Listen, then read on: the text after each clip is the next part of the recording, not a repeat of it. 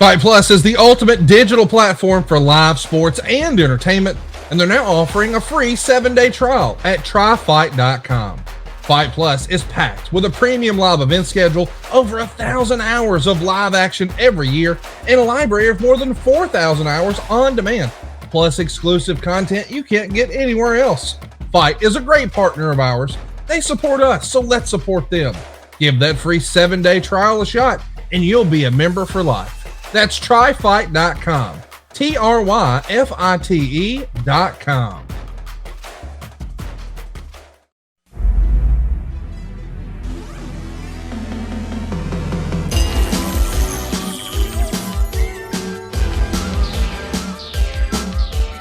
The recognized symbol of excellence in sports entertainment.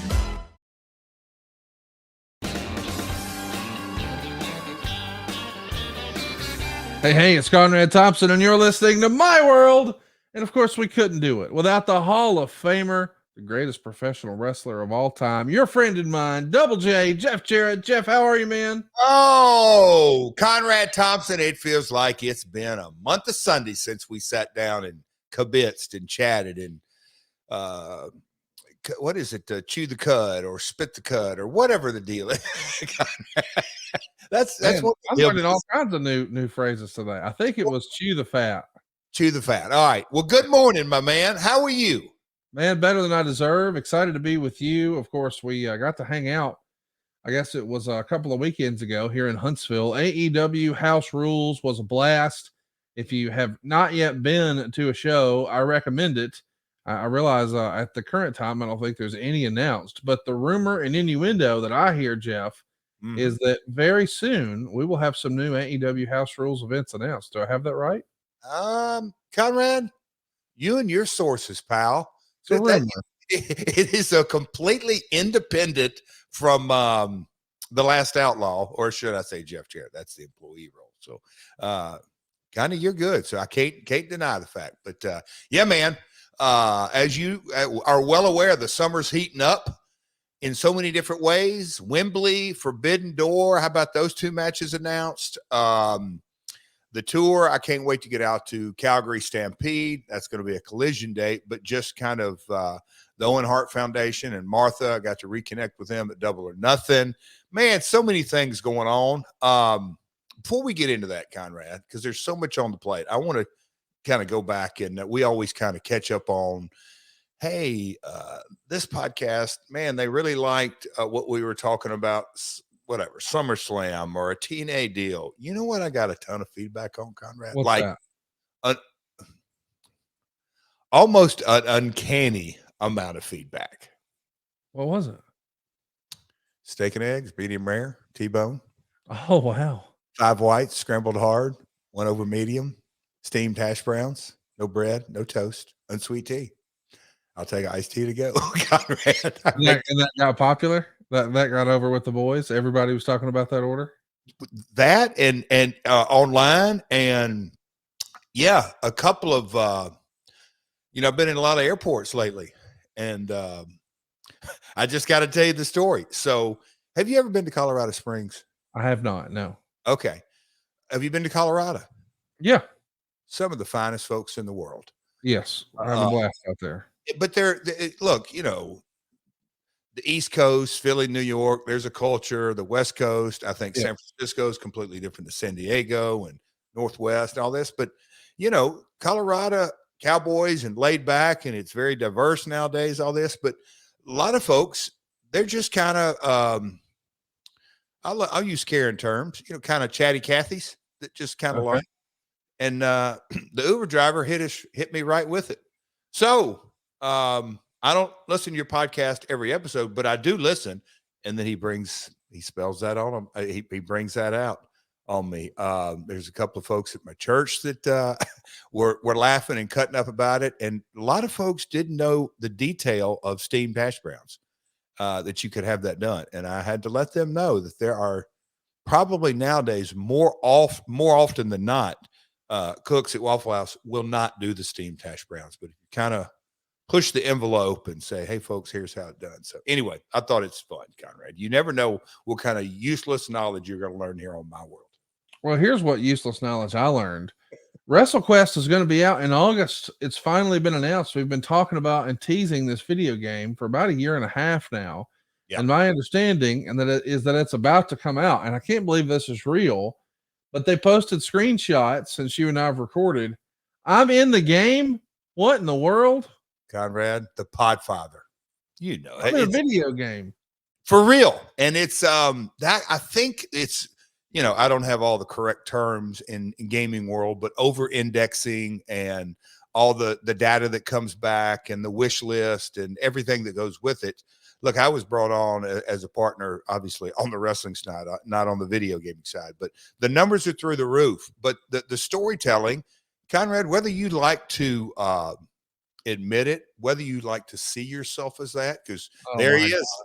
If you're watching the video YouTube version, Conrad's pixelated mug is on the screen right now. But no, they whether you like to admit it or not, you know, as far as storytelling over the last, I guess at least 5 years. I know you've been podcasting, gosh, almost up to 7, 8, 10 years now, but certainly you're part of storytelling in professional wrestling, whether you believe it or not. Where else can you now? Look, obviously you're not current, and we're talking about all kinds of stuff. But today we've got a heck of a topic. I'll let you get into that in a minute. But yeah, as a part of the Japanese role playing game, the Podfather, folks, is in it, and it's going to be fun for folks that do not play video games. I've been told. It's easy gameplay and all that kind of stuff. But it is, if you like professional wrestling, which I think if you're listening to this podcast, pretty much takes in the audience, you're going to love this game. It's very cool, and it's a journey. It's a young upstart who you know, works his way up to the main event and goes into all kinds of different scenarios, different promotions, hardcore and lucha libre. And anyway, it's going to be a blast. And the Podfather's in it. August 8th.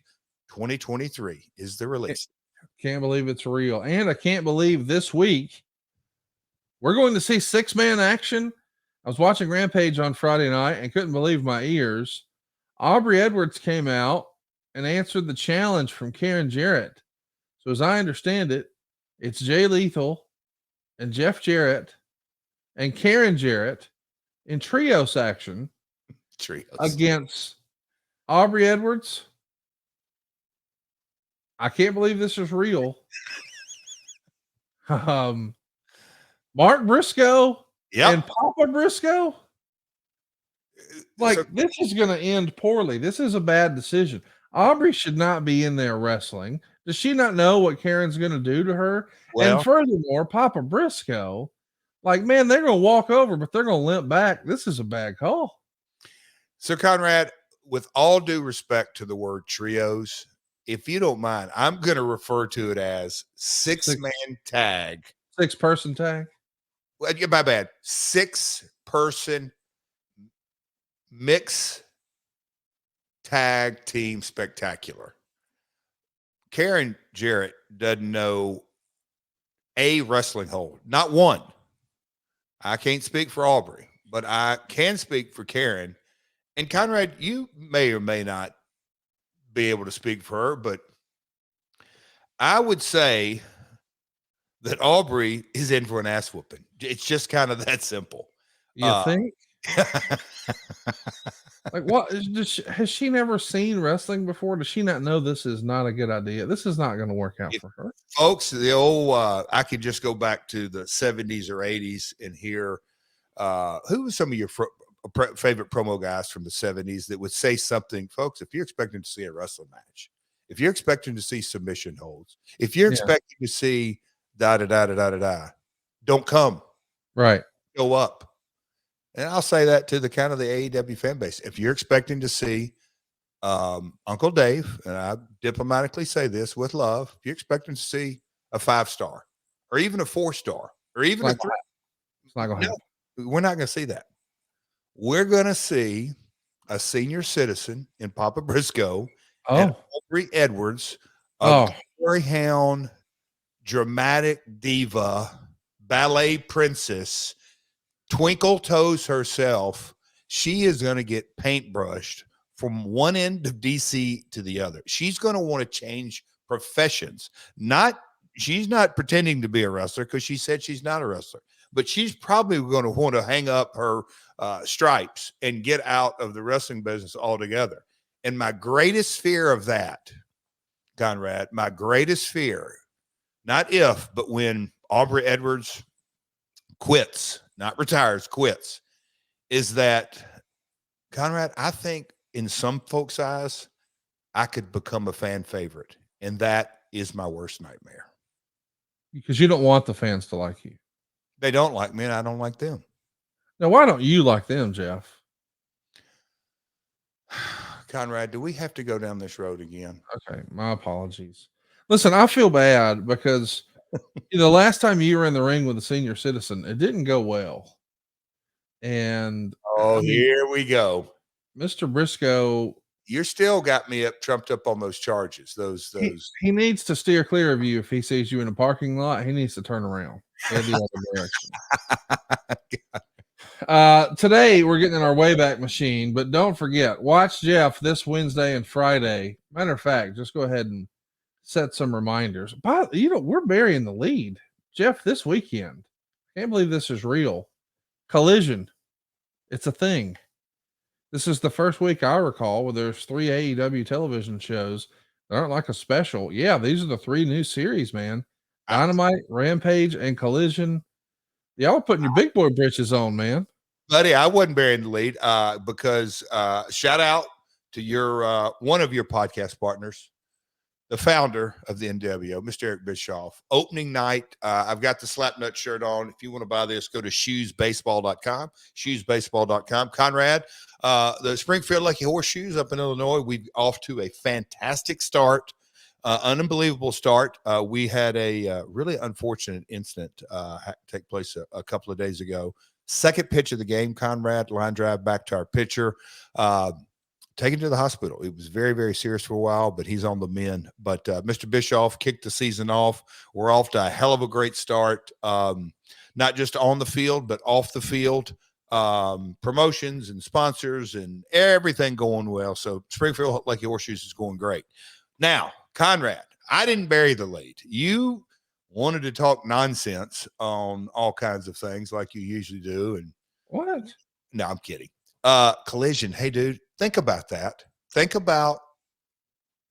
Just think about 5 hours of primetime wrestling. Oh, dude, it's crazy. It really is to me. Punk stepping back into the I guess you could say stepping back up into the game. And I don't know Punk that well. I'll say this, but as a competitor, and especially somebody with his track record of success, love him or hate him, if you don't think that guy's going to show up with the uber ultimate game face on and want to tear the house down in whatever shape, form, or fashion, folks, this is one of the reasons that not just myself, but my father absolutely loved the business. Because yes, it may be scripted and it's entertainment and everything that goes with this. But from a competitive nature, when the juices start flowing and you have something to prove, not necessarily to the locker room, I'm not saying that, not necessarily even to the fan base, but when you have something to prove in your gut to yourself that you want to do good, that a guy that could probably sit back and rest on his laurels, I just don't see that happening. And the spotlight is going to be on Saturday night. And I say this with incredible anticipation. I cannot wait for Saturday night for the red light to come on in the United Center. And you hear the words, folks, welcome to the premiere of Collision. You don't get an opportunity to do first many times in this business, but we will this Saturday. That's pretty cool. Check it out. Collision this Saturday. Jeff, let me put the Last Outlaw on the spot here. True or false, yourself and Jay Lethal, y'all have beat FTR more times than you and I have fingers and toes, right? Conrad, it is a crying shame, and we didn't get to do a podcast because I was traveling for 9 days, and Conrad, I leave tomorrow for another 8. So my travel schedule is kind of crazy, but we didn't get to do any kind of postmortem or all that. I would be embarrassed if I was Dax and Cash. Absolutely embarrassed.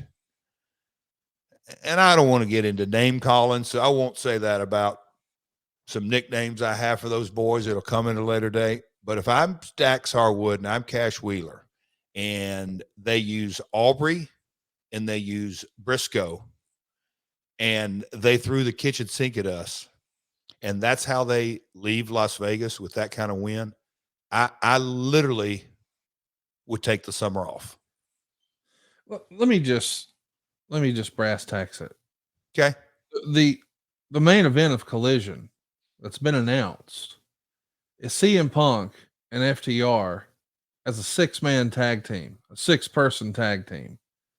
And I find it interesting, I'll say, that a lot of people are pointing out that the Young Bucks are also in a 6-man tag of their own. And people are starting to jump to conclusions for Wembley. Let me just tell you, it's right in front of you. The greatest 6-person tag that's ever been put together makes their AEW television debut this week. It's Jeff Jarrett, the Last Outlaw. It's Jay Lethal, and it's Karen Jarrett. And I say that those 3 people, they could beat CM Punk and FTR. I mean, CM Punk is rusty. He's been out of the ring for nearly a year. So he lines up with Karen pretty well. And then we know what's going to happen with when you guys take care of FTR. You can just pick up the slack for Karen. Yep. I think that should be the main event at Wembley. Jeff Jarrett, Jay Lethal, and Karen Jarrett against FTR and CM Punk. I'm arguing for that one. Conrad, if I see a graphic that you and your team put together, I'm just saying. Conrad, you better. That's going to happen because CM Punk, he needs to come on back and leave with a guitar necklace this time. Oh, boy. Can you imagine? Oh, happy My World Day. It's good to be back in the saddle chatting with you, pal. I would just love to see the promos between Karen and Punk.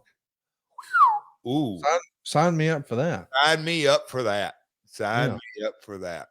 20 years ago is our topic today. You're being presented in your own promotion as the top baby face in your own hometown, and they're about to turn on you.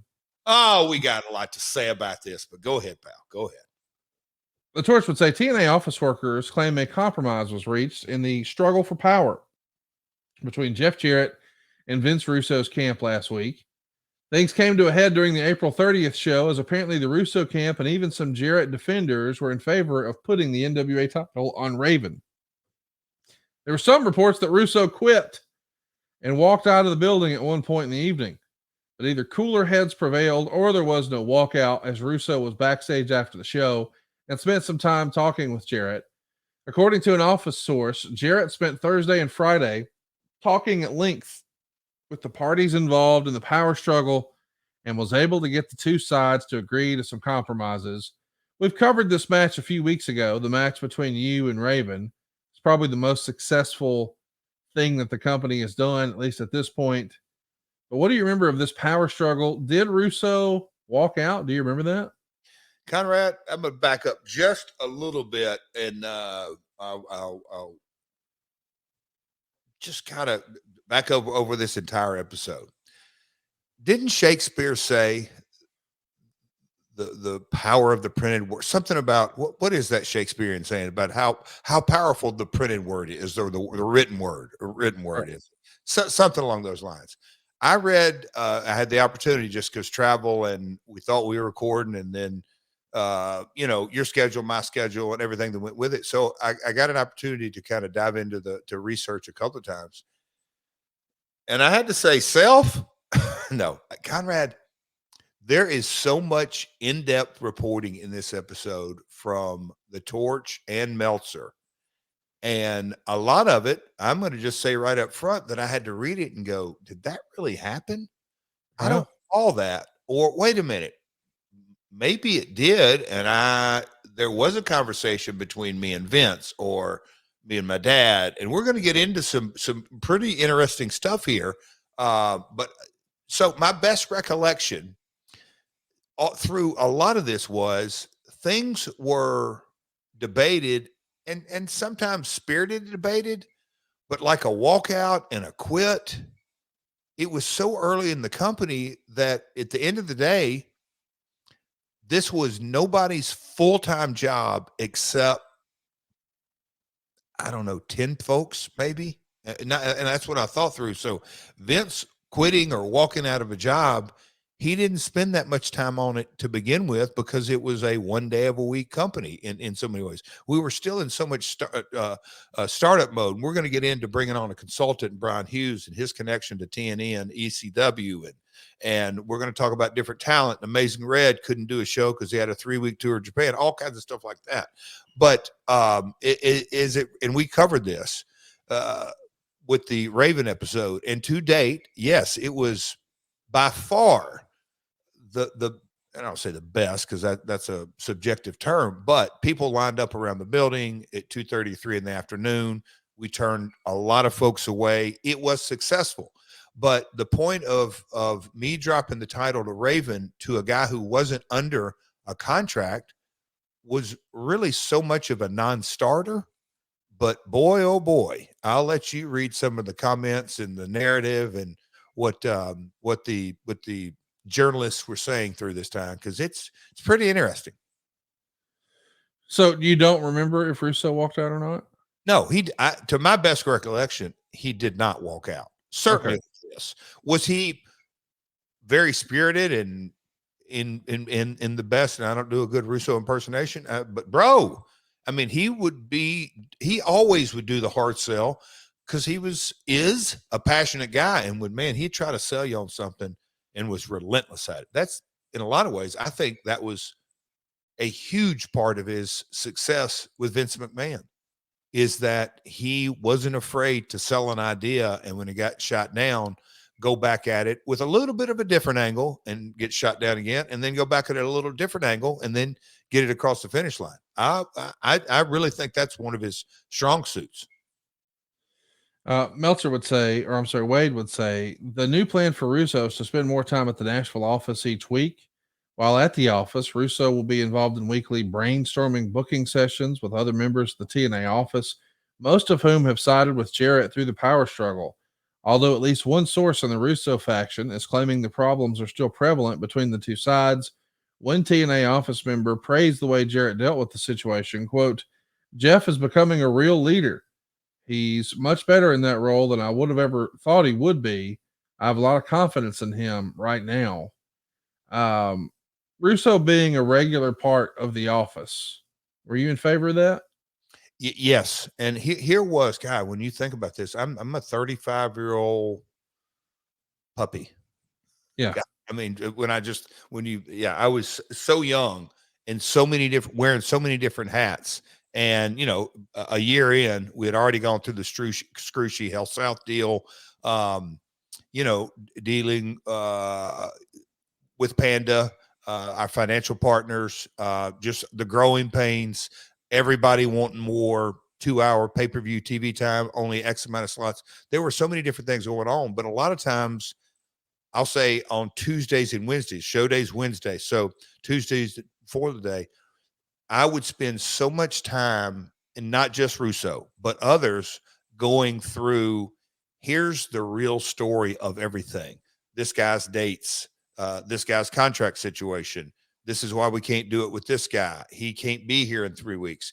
He has made it clear he will not sign a deal. All kind of the nuts and bolts of the infrastructure that I would, and this is where chicken or the egg. Vince would say, bro, I'm not making enough from you guys to spend any more amount of time. I've got he had his other business in Atlanta. He had to put food on his table. So everybody's, I'll say, the goal alignment was nearly impossible because there wasn't enough funds to go around. That was it. But I did want people to spend as much time in the office as they could, because then they would understand the business side of it. That's if that isn't JArrett 101, you're never going to learn business if you date it. You got to marry it. Oh, I love that. That's a great. Write that down, boys and girls. You're never gonna love, or Learn. never gonna learn business if you date it. You got to marry it. The Torch would say the latest word on Jeff Hardy is that because he was released by WWE for disciplinary purposes, there is a 90-day non-compete clause in his release papers. When you first hear that Jeff Hardy's available, I'm sure that is exciting. But were you worried about his demons? Were you in any sort of regular communication with him yet at this point? Not regular communication, not worried about his demons. And my kind of compass, my set point on understanding demons or the disease of addiction or any of that, I had no point of reference. At this time, 2002, 2003, I would have put it in my brain, chalked it up to, man, he's just partying too much. He's on the road every night. Oh, over at TNA, we're doing it one day a week. Our lifestyle, our schedule, everything that goes with it, we're a much better fit for him. I'm almost positive that's how I would have viewed it. The former WWE and WCW writer Bill Banks, who followed Russo to WCW, will likely be hired to work in the office full time, according to the Torch. Banks's duties will include producing some backstage segments, and he will serve as an assistant of sorts to Jeremy Borash, who produces the video segments. Bill Banks is not a name that we talk about a lot, but man, he's been around WWF, WCW. Talk to me about Bill Banks maybe coming into the company here. If I recall correctly, his first job in the business was with WWF.com.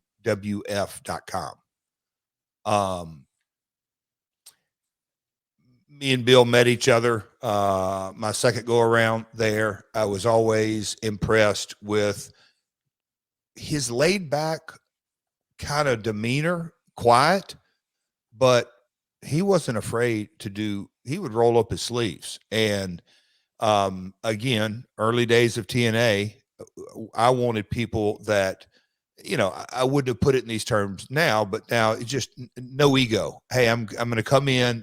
No job is beneath me. I'll roll up my sleeves. If you want me to do website stuff, I'll do that. You want me to do creative, I'll do that. If you want me to do write articles, anything. Bill was always had that mentality that,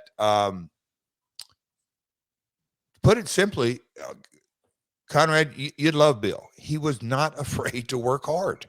And I'm saying he didn't clock out when he left the office. He was one of those guys 24/7, 365. And, in the early days, not quite at this time, but, the early days, and, TNA was in the wrestling industry, one of the first adopters of YouTube. And Bill was right in the middle of all that.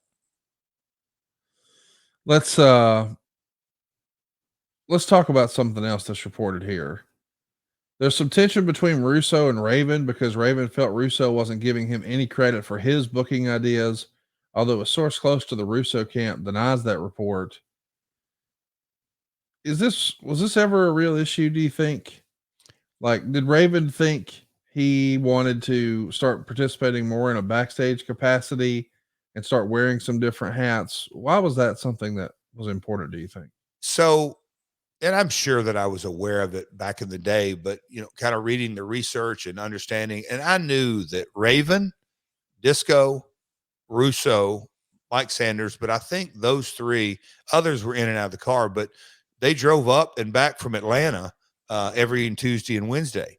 So being a part of, I'll call it car creative, and me and Kevin Nash through the years have always talked about, that's really where the best stuff. My dad would say that he would have, coming back from Memphis every Monday night, he would have TV booked by the time he got back to Hendersonville, because everything was fresh in his brain and he had just a good sense of, I just felt that at the arena, and now where does it need to pivot? So, after a show, you everything is the emotions in your body and in your mind are so fresh. So Vince and Raven, strong, passionate personalities. Yes, they were on the same page sometimes. Other times they wanted to do it, even the smallest of things, go different directions. But that's both of their personalities. to want something exactly their way. And if they didn't get their way, they would go to somebody else. So, yeah, I'm sure they had, I don't say fallen out, but they butted heads often. Let's talk a little bit about Shannon Ward. She performed as Daphne in WCW, and she worked a tape match for your syndicated show here as Shark Girl. And this was Ward's first TNA appearance since backing out of a scheduled match because she was concerned that it would cost her deal she had just signed with XPW. Talk to me about how Daphne got involved. I mean, obviously, you spent some time with her in WCW, but Shark Girl. Talk to me about all this. And I want to make sure that I don't completely mess the timelines up and all this. But in WCW, she had no formal training. Right. I believe that. I mean, zero as far as an in-ring competitor. And when the early days of TNA, when she came and looking for work, then I found out, okay, she's gone off and not just trained, but she's having matches and she's in-ring talent and all that. She, from the very beginning, and that's how she had her role at WCW, a unique personality, outspoken, loved the camera. And I say that in a great way. Understood she was in show business. And so again, a female talent, early days of TNA, we didn't have a division, but certainly we were wanting, to utilize females on the show. You're about a month away from the TNA 1-year anniversary, and there's lots of rumors in the dirt sheets at the time that you might be trying to bring Sting in. Well, who was the main person making contact? We've heard before that obviously you had a relationship with him from your time in WCW, but your dad did, going back to when Sting was breaking in Memphis. Who was talking to Sting, and why did you guys think he was an important acquisition for your company? So the in-ring component of Sting, really, I don't think I need to kind of go into anything there. At this point, especially, we're talking 2002, 2003, literally the franchise of the brand that went away. And now there's just at this time, WWF/WWE. When did they change initials? So I get my 02. Okay. So we're right in the middle of it. Yeah. Sting is the face, the franchise of the brand that went away, and we're the alternative. And so, yes, we wanted him a part of the company. We knew from a creative standpoint, you didn't want Sting every week. He didn't want to be there every week, but you wanted him part of the brand because these are the early days of, from a concept to getting our first deal sold in India, selling international content. We needed names that were part of the brand, not one-offs like I don't know at that time, a Hacksaw or a Rick Steiner or something like that. We needed names that would carry weight in international markets as well as the licensee program, because we'd had multiple meetings, and who are we going to get under contract that could carry weight in those two departments, and that's how you get the ROI. And so Sting, I don't want to say he's just at the top of the list. I don't want to say, he was so far above everybody else because he wasn't a WWE name at the time, like at all.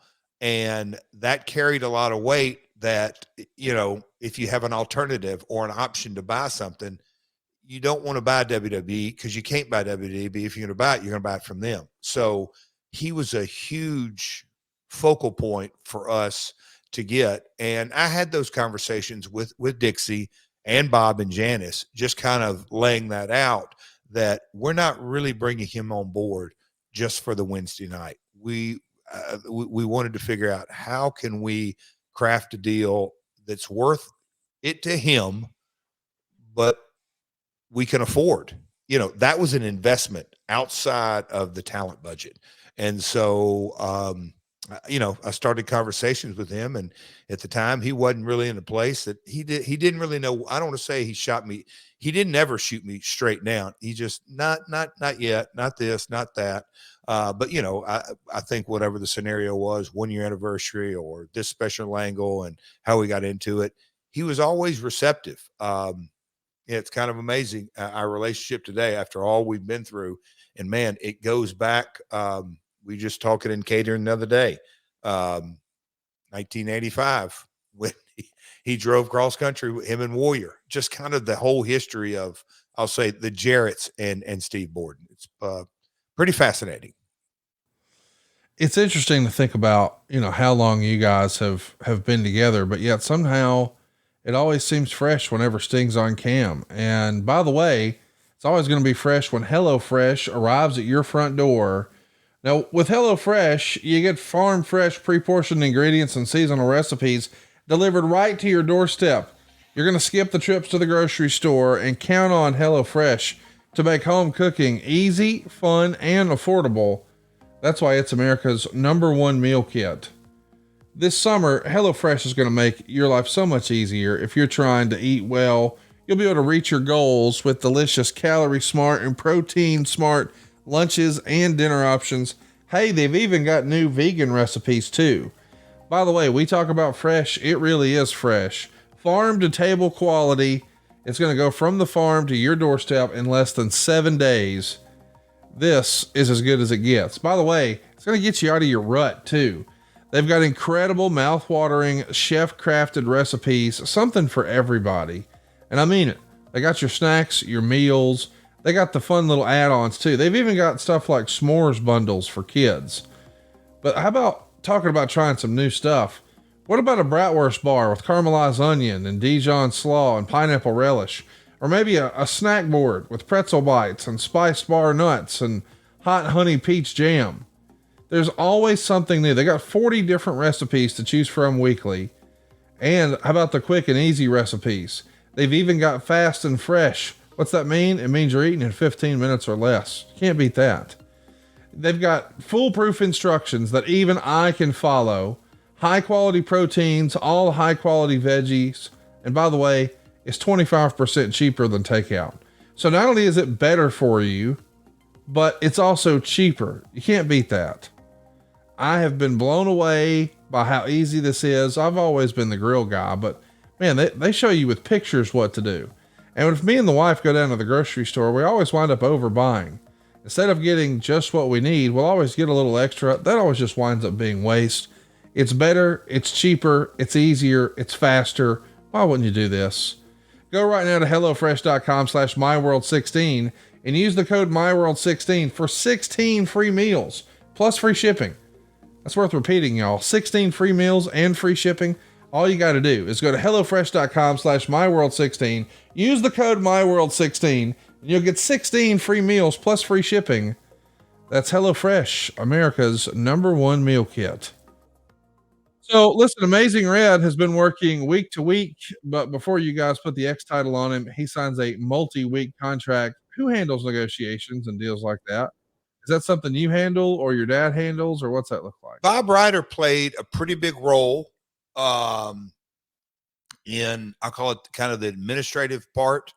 Bob was a wizard, Word docs and Excel sheets, but Dixie was involved. Myself was involved. At this stage, a year in, my dad was still involved. And of course, Panda, not just legal, but accounting, all of Panda, all of Dallas was, again, running it like a business. The checks and balances, wanted to kind of know, right hand talking to the left hand.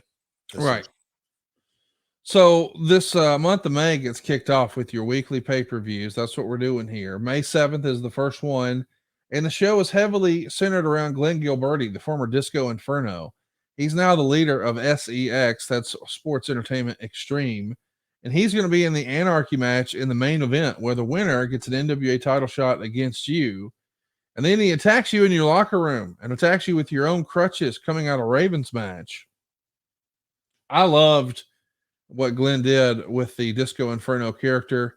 he made something that should have just probably been a one-off and a short-lived thing, and proved that, hey, he could commit to the bit, and he was talented once the bell rang. What did you see in him and thinking, hey, let's move him up the ladder a little bit? Because, and do you know Glenn very well? Yeah, I talked to him on the phone yesterday, as a matter of fact. Get out of here. He called me yesterday. I couldn't believe it. Okay. Anyway, he's got a way, if he wants to, he can irritate the hell out of you. Okay. I mean, just and look, he's obviously not afraid of the camera, but the Disco Inferno, and I know I got pushback and a lot of discussion, but I'm like, let's create an edge. There's two things here for this episode, because I do kind of remember going into this. I said two things. We've got to give Glenn more of an edge. He needs to play. Disco Inferno is an extension of his personality. Glen Gilberti can be an irritating, trash talking, push your button, New Yorker, I say this lovingly, affectionate, big nose. He can, I don't want to say be a heel, but there's a side of Glenn that you just want to smack the taste out of his mouth, and he can perform in the ring. And so that was kind of the direction. The other thing is with the SEX faction, I said the leader needs to be able to wrestle, needs to be an in-ring.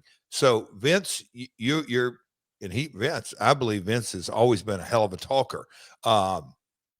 Like anybody needed to be produced in the ring. But look, Vince, you produce Glenn and let him be pushed out in front of a little bit, but we need a wrestler leading the faction anyway. So that was kind of the dynamic. It didn't last real long. Again, early days of TNA, comings and goings and ups and downs, and who's full-time and who's not full-time, and who do we want full-time versus who's really going to, all that kind of stuff. But yeah, Glenn with a much more of an edge, and I don't say completely dropping the Disco, because it was what it was. He was so, I guess, branded is the right word, branded as that character, but a podcast version of Glen Gilberti in 2003, because Glenn can be very irritating on their podcast, but I think so hilarious sometimes.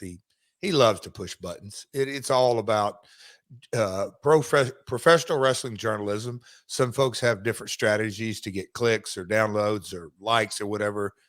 To each his own, my man. To each his own. He's a heel. So from the torch, we would see a report that Sabu was going to beat New Jack and Sandman in a three-way to earn a spot in the Asylum main event. They're brawling all over the place. New Jack dives off a scissor lift towards Sabu, 20 feet below.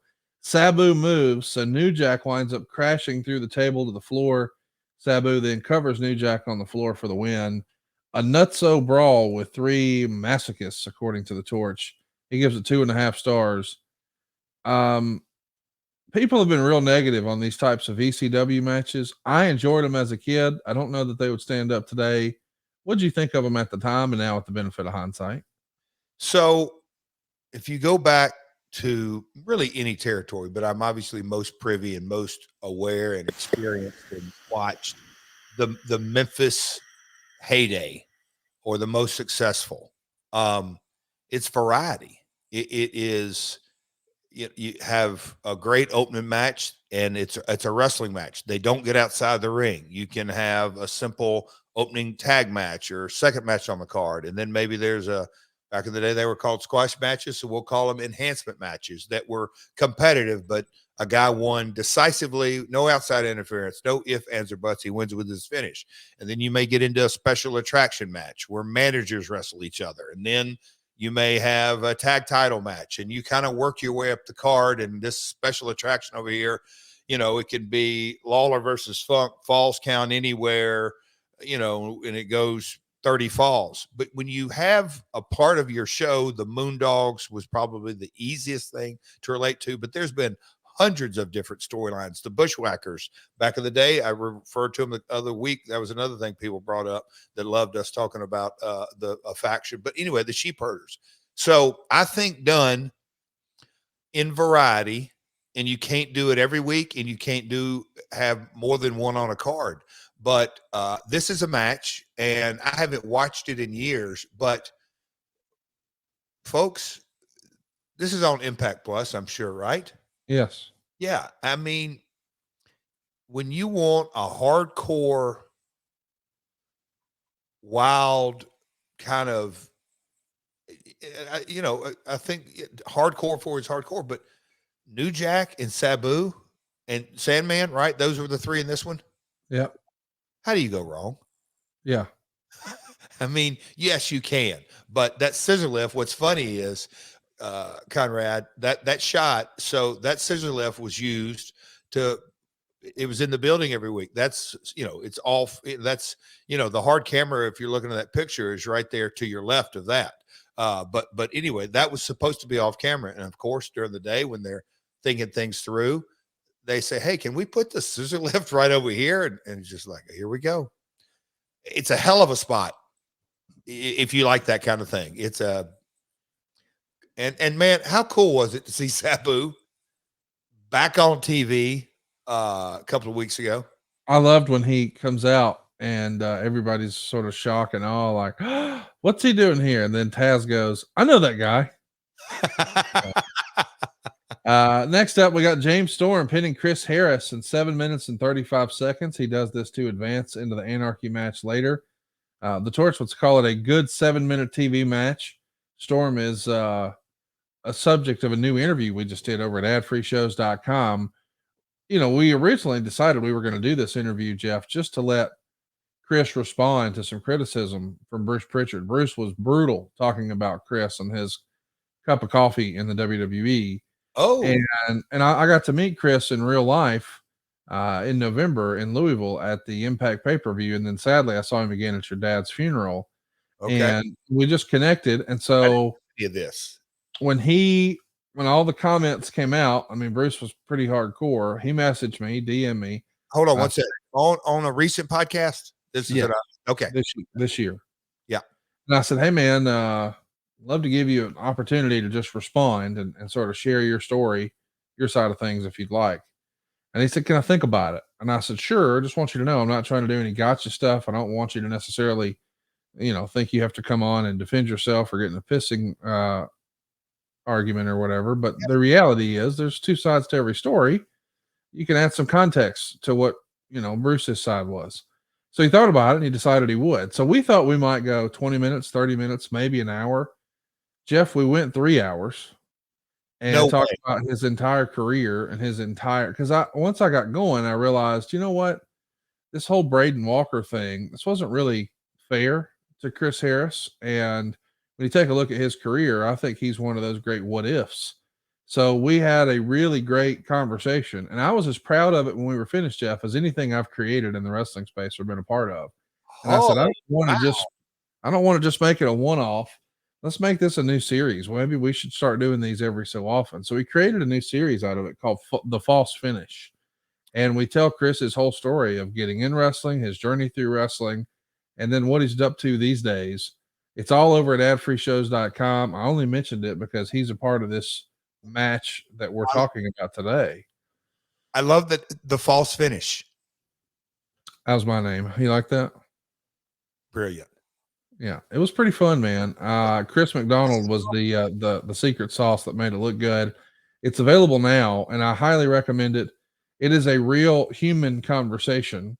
Right. We even talk about, it wasn't something I knew ahead of time, but we talk about his real life circumstance and situation and how you played a role in that. That was not something we expected to talk about when we sat down and clicked record, but it became more than a wrestling story. Wow. I'll say that. So listen, I know a lot of guys subject their wives to listening to the content we create here on the program. You don't necessarily need to have seen all of Chris Harris's career or understand, America's Most Wanted or any of that stuff for this to be something that you could sit down and watch with the wife. So like my mom would not sit down and watch a football game, but she'd watch Hard Knocks on HBO, the story behind the story. And I recommend The False Finish to anybody who's sort of on the fence about, man, I want to watch some wrestling stuff, but I wish I could get my wife or my girlfriend or my significant other into this. Maybe The False Finish is worth a shot. Wow. So hold on. So you know Chris's whole story now. I know the whole story. Yes, up to now, current present day. I could not be more proud of the guy because that's life. I mean, that is, He buddy. is a true success story in life Yeah. and a story of perseverance. And I'm telling you, you probably have your own opinion of Chris Harris or America's Most Wanted or Braden Walker. I say give it another look. Check out the False Finish. Try it right now with a 1-week trial and ad-free shows, free on me, adfreeshows.com. I think you'll totally dig it. Wow. They're getting some momentum going here in this first year. You know, America's Most Wanted. We talk about that a little bit, but now you guys have them in a singles match against each other, and I think that's actually how you first saw these guys as opponents, right? Yeah. So were they America's Most Wanted at this point? They were at least. I don't think it was acknowledged on TV that you were calling them that. You had put them together as a tag team. Yeah. They had AMW on the back of their trunks. You guys, I believe, had shut down the idea of using the phrase, thinking Fox has a TV show, that's a trademark, we can't do it. So I don't know that they were calling themselves that, Okay. but they were trying to. Yep. Yeah. Yeah. They had and I don't know if this is, if we're staying on topic here, as far as America's Most Wanted, because in month of May 2003, we had them in a singles match. Were there stakes or they just had a singles match? There wasn't stakes. It was just a one-on-one, right? This is building towards the Asylum match, trying to get a title shot. Okay. So the winner goes on later that night. Okay. But those two guys always had, I believe, the best chemistry is when you have two, I mean, really different personalities, but the fans can say, okay, I can see how they come together. I mean, James Storm and Bobby Roode with Beer Money. Those are two different guys. Chris and James. I'm not saying Chris is a city slicker or a model type guy, but good looking, all-American kind of guy versus with the Cowboy. Anyway, they had a certain chemistry that just, as we will see in the upcoming years, super successful. And they both could work, and their work complemented each other. So, wow, I'm going back to False Finish. Anyway, Conrad, we'll talk about that offline. That's phenomenal. I think you're really going to dig it. Next up, we're going to see Goldie interview Eric Watts, who was intentionally overacting as he cried about the JArrett injury earlier. And Watts said he should have been there for Jeff. And then Watts answers his cell phone and tells an Eric who used to work at WCW that he was surprised he wanted to come to TNA, insinuating Bischoff. What do you remember of this? There's no way in hell Bischoff was coming. So was he? Have y'all covered this on his? I just no. I think this is around the time where we would see him debut, or maybe there's going to be rumors of him debuting for the WWF. So this is around the time he comes out and gives the big hug. Would Russo have give like an inside baseball? I'm thinking whoever wrote this. That feels like, hey, if people are going to be talking about him, let's throw it out there. Okay, I'll buy that. I definitely buy that. Yep. During an interview with Tenay and West, we see Ron and Don Harris playing into their reps for being white supremacists by making comments about Conan and killings. This is according to the Torch. Totally uncomfortable to watch and inappropriate because it seemed to be their genuine feelings. TV shows that portray such dark characters don't hire people who really feel that way. Listen, I'm not sure that you ever had a conversation like that with these guys, but there have been internet fans who have commented on that for a long time. I know you knew them in real life. What did you think of if that narrative is already out there? Do we lean into it and turn it into an angle? Is that in poor taste? Talk me through the rationale. What was real? What was not? Look, I've known them since they came to town. They're country boys from Florida. They ain't racist at all. I don't recall the story though. So what is the story that they're trying to portray? What's the angle? Because was it? Well, they've got heat with Conan and Ron Killings, and they're minorities. And Yep. so just the idea that you've got two quote unquote skinhead characters Yeah. who have an issue with ethnic characters. Some people would say, hey man, this doesn't have a place in wrestling. Sure. Others would say, well, everything is blah, blah, blah. So I'm just curious from your perspective, did you or your dad have any strong feelings one way or another? No, I don't. And I'm just wondering, was this the preliminary of 3 Live Crew or too soon for that? I'm just trying to think. Road Dogg. Yeah, we're trying to get all that going. Okay. But the idea though is skinheads versus minorities. Got it. How times have changed, as far as programming. It's crazy. Yes. You think back the 90s, even some of the stuff that, I was going to go to the territory days on how certain things were portrayed, and even the 70s when you think about, I don't know, Killer Carl Krupp, playing the German and leaning into all of that kind of stuff. I call it the stereotypical. And then, we hadn't talked about the Sheik today, Conrad, and I've several folks reached out about, they watched the Iron Sheik documentary and all that kind of stuff, and how much he leaned into, what was really going on during the Gulf War and all that kind of stuff. But then you go back to the mid 80s when he passed the torch and all that kind of stuff. Just that, I guess that's in the whole vein of the stereotypical heels in professional wrestling through the ages. Meltzer probably say dating back to the 50s and 60s. But now, now we're talking about 2003. Well, fast forward to 2023. That just isn't done anymore. You don't Right. would you say, is there any stereotypical society heel nowadays? Nobody does that, do they? Not really. Yeah. That's what I'm saying is it's the world has changed. And so it's changed professional wrestling. There are no quote unquote stereotypical heels. Let's talk about Glen Gilberti. He's going to win the Anarchy in the Asylum Brawl. He goes 28 minutes and he outlasts Brian Lawler, D'Lo, Sonny Siaki, Chris Harris, Rick Steiner, Mike Awesome, Justin Credible, Ron Killings, Tracy, Kid Cash, Saturn, the Harrises, Buff Bagwell, and Sabu. Wade would call it crazy, sometimes good, often a mess. In the end, Raven interfered and costed Sabu the win, 3 3/4 of a star. Listen, this is a lot, and it's a big moment for him. And it's sort of like the Anarchy match maybe that AEW had not too long ago, maybe with a little less gimmicks here. It's also reported that Rick Steiner got a lot of heat with their other wrestlers. What do you remember of this match and this moment and deciding to push Glenn to the top of the deal here? Obviously needing opponents. Yes. I've had that conversation, I don't know, 3 or 4 times in the last 3 or 4 months as far as when a new champion's crowned, especially a babyface, having your heels ready. And that is an age-old, look, I've failed at that more times. A lot of folks fail at it. But that was kind of the mindset. Anarchy, what do we call this match? Anarchy in the Asylum.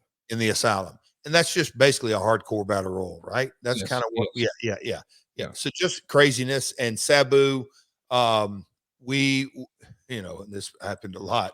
Sabu, we only want you for 4 dates, I think, or 3 dates, or 8 dates, or 6 dates. This is one of the ones we want. And he would, I'll say this, the people in the Asylum loved him. Yes. He was right up their alley in so many ways. Wild, hardcore. And again, we're going 2003.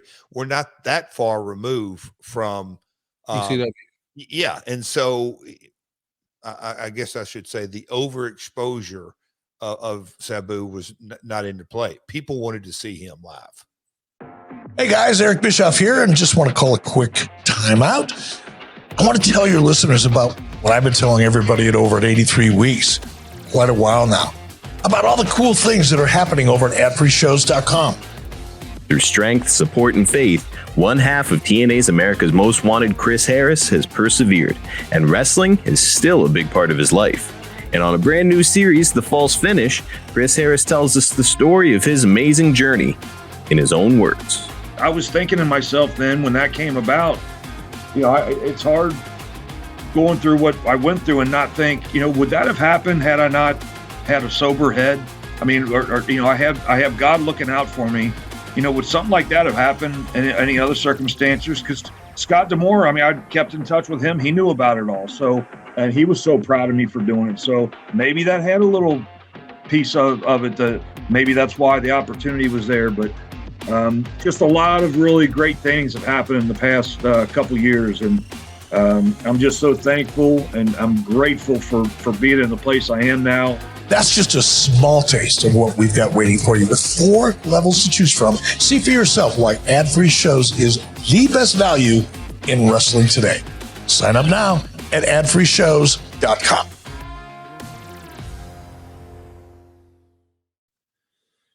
Let's talk about a name you mentioned earlier, Brian Hughes. He's the former TNN president, and he's been hired by you guys as a consultant to help pursue a new TV deal.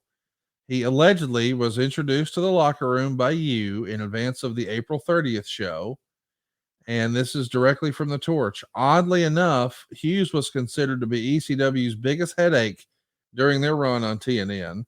Back in those days, Paul Heyman accused Hughes of being against the idea of featuring rock music on the show, and even claimed that Hughes tried to block Rob Zombie from making a cameo appearance because he believed Rob Zombie was a Satan worshiper. My goodness. Hughes was also the person who made the call to censor that promo that Heyman cut on the network by muting the audio and running a crawler at the bottom of the screen. Despite his title as TNN president, Hughes works underneath David Hall, although he did run the day-to-day operations on the network before it was sold to Viacom. So talk to me about this. What was your relationship with Brian Hughes? How did you meet him? How did this job for him to be coming in as a consultant for you guys come to be? Is this something you made a call on? Was it a Panda Carter call? Were you familiar with his ECW past? Okay, what you just hit on. I was familiar with just about everything except his ECW past. Okay. But Dixie, if I remember, I think she was the original maybe connector. Dixie had obviously lived in Nashville at this time several years and knew, I don't say everybody, but a lot of folks in the country music industry. And this time, what we call Paramount used to be Spike, and Spike used to be TNN, and TNN on its launch, and I'm probably missing a few iterations in there, was called the Nashville Network. Yes. And so the Nashville Network, when it rebranded as TNN, that's when ECW was put on their air. So anyway, Brian, Nashville, I don't think he's a native, but he was in town and knew, look, he was a media executive, experience in television and music and marketing and just an executive. And so Dixie thought it was a good idea for us all. I mean, I don't say all, there was a group, maybe, I don't remember if there's 1 or 2 folks from Dallas, but a couple of us from Nashville. And we went out to eat with Brian for a lunch, and we ended up bringing him on. I don't know if it was from the beginning, a short term agreed upon, but basically we brought him on as a consultant. I had no idea about the CW pass, like none. When I read that in research, I'm like, that's interesting. That'd been interesting to know back then. But I had no idea of that. And I don't even remember reading any of that back then. But that was, again, a part of, as I said early in the episode about how many full-time folks we had as a part of the company. It was just so few. And Brian coming on board, from an office position, not just myself, but several folks welcomed, let's get in here and make as much progress as we can. And that's kind of where Brian's headspace was from the beginning. Let's talk about handling the talent. It's written in the Torch that guys are now becoming fearful of saying anything critical of the company in public interviews. as if that would have been a topic of conversation on the WWE side of things. That's the thing that makes me laugh about this, Jeff, because the report is that AJ Styles did an interview where he said he would be opposed to wrestling on a show where there was a topless woman appearing on the show. And afterwards, he did a job for Glen Gilberti. So the internet decides, well, that must be punishment. And supposedly, D'Lo Brown talks about having interest in going back to WWE someday, like never say never, or sure, I'd like to get back another shot with WWE. And then he has his push scaled back. And now the guys are thinking, hey, maybe I shouldn't say anything bad about the company I work for. It's like, duh. This wouldn't even be a topic in the WWF. But also, too, maybe it represents some hurt feelings in the locker room. Ron Killings, who recently was critical of the company on radio, does another appearance, and they bring up all these new guys who are making their debut fresh off WWE TV. And he says, quote, you dance with the one who you came to the show with. And he talks about how there's a number of members of the roster who started with TNA, and now they're being sort of pushed down the card to make room for these new WWE guys. Quote, fuck that, Ron Killing says. Set the record straight. Should any company ever go out and do interviews and talk negatively about the company they work for? That's just silly, is it not? Let me ask you this, because when I read that, but before I even read that, I've often thought, is there any other business that it's almost commonplace that you bite the hand that feeds you? No, I can't think of one. Conrad, and what I don't understand, and look, I'm positive I've said so many dumb things in my career, but the simplistic of I'll call it media training. And when I used to have to go to Paragould, Arkansas, or Vincennes, Indiana, or Madisonville, Kentucky, and talk to the newspaper or be on the radio or whatever it may be, you kind of get that media training. And even in late 80s and early 90s, before I got WWF, I never called it media training, but I got a lot of reps in, and you kind of understand, okay, this DJ is wanting me to say something that is something that he can talk about. In my mind, this is where it used to be. This DJ wants me to say something that he can talk about for the rest of his show, even when I'm gone. But nowadays, it's the most simplistic deal. Whoever's interviewing you, they want clickbait. They want a comment that is incites an opinion, good or bad, all that kind of stuff. Yeah, just all that. But in our industry, so many times folks will say stuff that is pretty heavy-handed, talking about the place, the company that literally signs their check. Yeah. And I always think, okay, I can almost, on some cases, I'm going to say, Conrad, I might even agree with them. But with that being said, anybody looking for future employment, if you're going to leave the place that you're bashing, how do you know you're not going to bash the company that you're wanting to get to? If Right. you'll bash the paycheck that's feeding you now, you're probably going to bash it in the future. That's always, to me, the head scratcher. And it reflects, to me, it doesn't really reflect on the company. It reflects on the person that says it. And you go, oop, they're bitter. Ugh. It just doesn't taste well. I wish I could think of another form of business that it's commonplace that you bash the place that you work. I don't know, man. Connie, it's a wild, wacky world we live in 2023. But when we go back 20 years and we're talking about this, it happened then, and I'm sure it's happened since the beginning of time. It is what it is. Well, since the beginning of time, it feels like Chris Sabin's been a member of the Impact roster. He's still with them today, And 20 years ago, he defeated Jerry Lynn and Amazing Red to win the X Division title. What'd you see in a young Chris Sabin? Charisma. I think, you know, the look, he could definitely do the X Division style, youthful, you know, cool. I'll call it move set. Sure, in the early days, but who didn't need work on psychology and promo skills and everything that went with it. But Chris has a youthful, energetic. You know, when him and Alex got put together as the Motor City Machine Guns, they just had a rock and roll express kind of charisma that you couldn't really define. Just watch them on camera. Their work complemented each other. And I thought, and I still think that's where they've had their greatest box office success. There's something about those two together. But yeah, Chris as an X Division champion, he checked all the boxes in the early days of the Asylum as far as being an X Division competitor.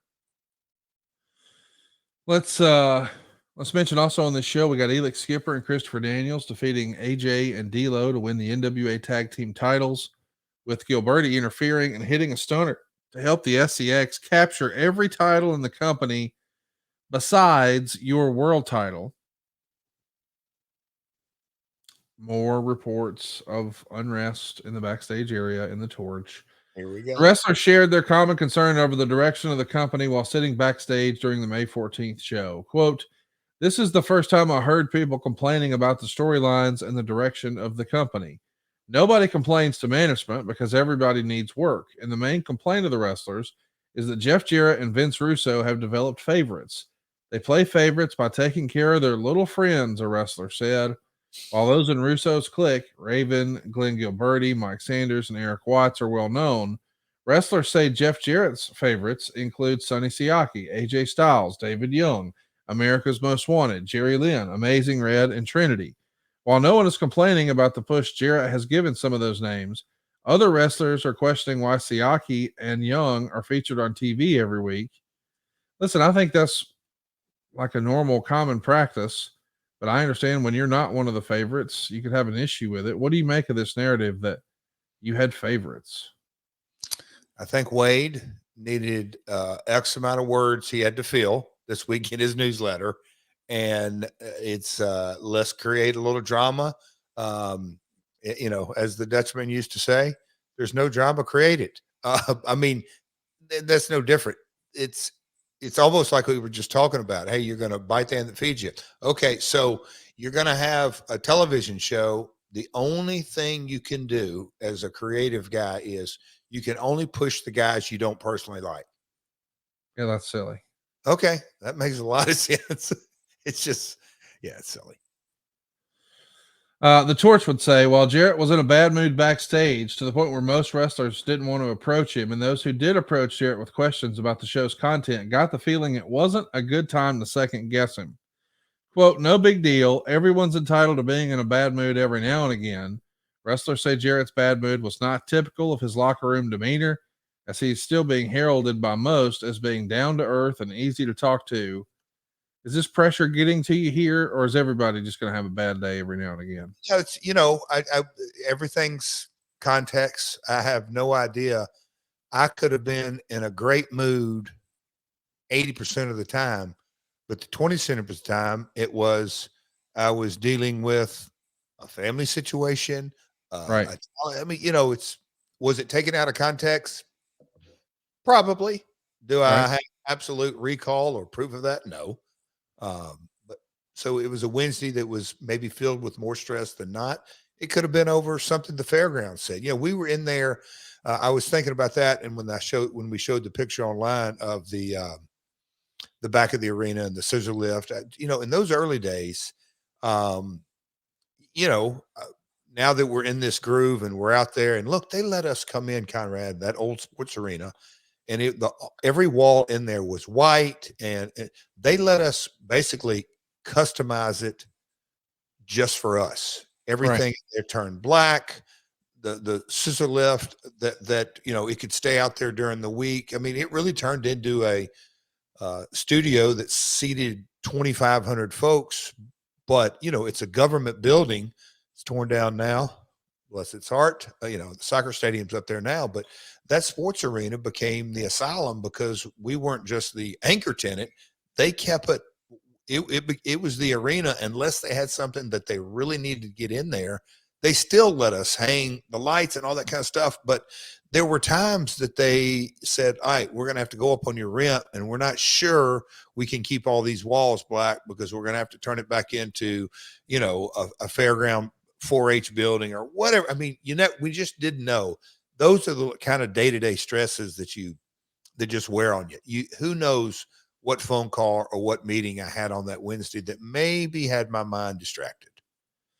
The May 14th show is mostly Vince Russo's material, according to the Torch, and you did far less editing than you had in recent weeks, but you did add a few more segments with Glenn and allegedly may have pulled Mike Barton, the former Bart Gunn, from a scheduled run-in that was supposed to happen during Glenn and Perry Saturn's match. So you got the former Bart Gunn backstage at the show, but he doesn't appear. Do you remember why? I'm guessing because I believe he had his Japan deal and didn't want to sign any dates with us, or couldn't sign. Let me say didn't want to, couldn't contractually sign with us. I may be way off, but that's, or maybe we could get him for the return. So if we're going to have him run in, what's it for? He'll be gone for 6 weeks to a Japan tour, something along those lines. Let's talk about a lawsuit that makes the Torch. It says that you were being sued by the creator of the company's original logo, and the Tennessee Middle District Court website notes that Phase 3 Media filed the suit on September 24th. They're looking for $56,000 in unpaid compensation. Phase 3 lawyers are playing hardball with TNA by naming pay-per-view distributors like DirecTV, In Demand, Cablevision, and TVN Entertainment as co-defendants in the lawsuit. I guess there was a settlement reached on April 30th, but the financial terms not discussed. How in the world did you guys ever owe somebody 56 grand for creating a logo? Think about it just for a second. If you think about that logo, Yep. that was day one, right? Essentially. The trickle-down effect of the Hossman situation is the direct result of this. We got into it. Phase 3 was hired by Hossman's company or whatever, if you will. Right. And I don't remember all the ins and outs, but the logo that we scratched and came up, but they're going to put kind of design behind it for the commercial, for the original commercials. That was done under the pretense it was work for hire. They weren't going to own this. At the end of the day, Hossman owed them money. They're not going to get it from Hossman at this point because the suits had been filed and all that. So Hossman's not going to pay them. So we're going to go to the company that's actually using or used the logo. We're going after them. So it was kind of trickle. I don't say cooler heads prevailed, but everybody came to an agreement once everybody kind of put their chips on the table. They're like, hey, we didn't get paid. And look, there can be some ins and outs on this, Conrad, but that's the story. This is a fallout from Jay Hossman. Talk to me a little bit about Raven. It's written here, even though you're portraying him on TV as being a free agent, he does sign a contract ahead of the April 30th pay-per-view. Is Bob Ryder handling those? Are you handling these? Who's dealing with Raven? I think collectively, again, back to that kind of that group. I know my dad was probably at least peripheral involved, myself, Dixie, Dallas, Bob being kind of the point person in Nashville, kept records, kept things organized, trying to think that who legal was in Nashville that would have been. Maybe Bob just dealt directly with Dallas on the legal side of things. That kind of core group. Yeah. Let's talk about Sabu. He is going to miss a show here. He was supposed to be here. He calls and says, hey, my flight's delayed. His wife actually attends the show, and the next day, the talent see him at the Nashville airport getting ready to fly home. So people believe his story, but I'm wondering, was there any heat on him for not taking an earlier flight? When did that become Are you letting the talent sort of pick their own, or when do you start mandating they come in a day before? What's the best practice? Well, that was, again, they come in the day before. Wasn't really an option, because then that turned into 2 nights of hotels, a Tuesday night hotel versus Tuesday night and a Wednesday, as opposed to just a Wednesday. If I remember, Sabu was Detroit. But Bob booked all that. Bob would always book guys where they would have multiple backups. I would assume Sabu exercised a couple of backups, but ended up trying the backup that didn't get in till late, and it didn't work out. One of those deals. You want to wrestle? Don't become a wrestler. There's another report that David Young has picked up a reputation as being a complainer. One wrestler told the Torch, everything. He complains about everything. Was David Young difficult for you? Or maybe that was just everybody else's experience? It wasn't for me, and for others. And look, through the years, you just kind of learn this. David meant well, and his delivery, his David's a hell of an in-ring performer, and his points of discussion, I can't say 100% were valid, but a lot of times he had great valid points.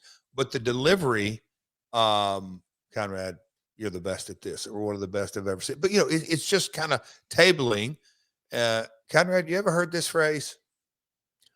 What if? I love that.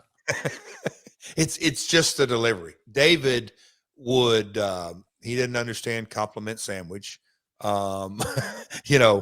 Just all the stuff in delivery of, hey, I don't like this, and I don't like this, and I don't like that. And facials and body language. But David meant well. But did he have a reputation at times and see, it wasn't a boo-boo face. Boo-boo face, or I don't want to do this, so I'm just going to sulk. His was, I don't like this, and I don't like this, and I don't like this. Let's change it all. Well, no, you can't really go down that route either. Make sense? It does make sense. You start selling tickets for your 1-year anniversary show for June 18th. Golden Circle tickets are $45. Ringside's $25. GA is $15. And you come up with a commemorative anniversary t-shirt, and you immediately sell out of your Golden Circle tickets. Is this a milestone worth noting? Hey, we made it a year. I mean, that seems like, in hindsight, for a company that's been around 21 years, that shouldn't have been a big deal.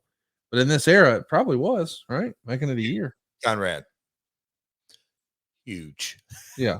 I mean, internally, it was okay, because, and I don't know wherever there was, I don't know if there ever was a moment between Dallas and Nashville, but when the fixed cost and kind of the weekly churn and a rough idea of weekly revenue on the pay-per-view, and a rough idea of all the expenses and the comings and goings, and Panda wrapped their head around, okay, 2-year, 3-year, 5-year, all that kind of stuff.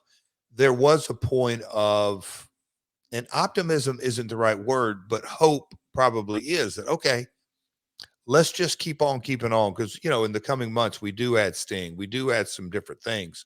But the 1-year anniversary and selling the tickets and kind of the look, it was never even close to but, just the creative ebb and flow, the Raven match that we had the month prior, and we knew that paid off. Not just, small gate, but it turned people away. And I'm not saying they were big dollars. I guess you could just say little wins in that first year, getting to year 1 and kind of the outlook. And I think we had our first international deal around this time.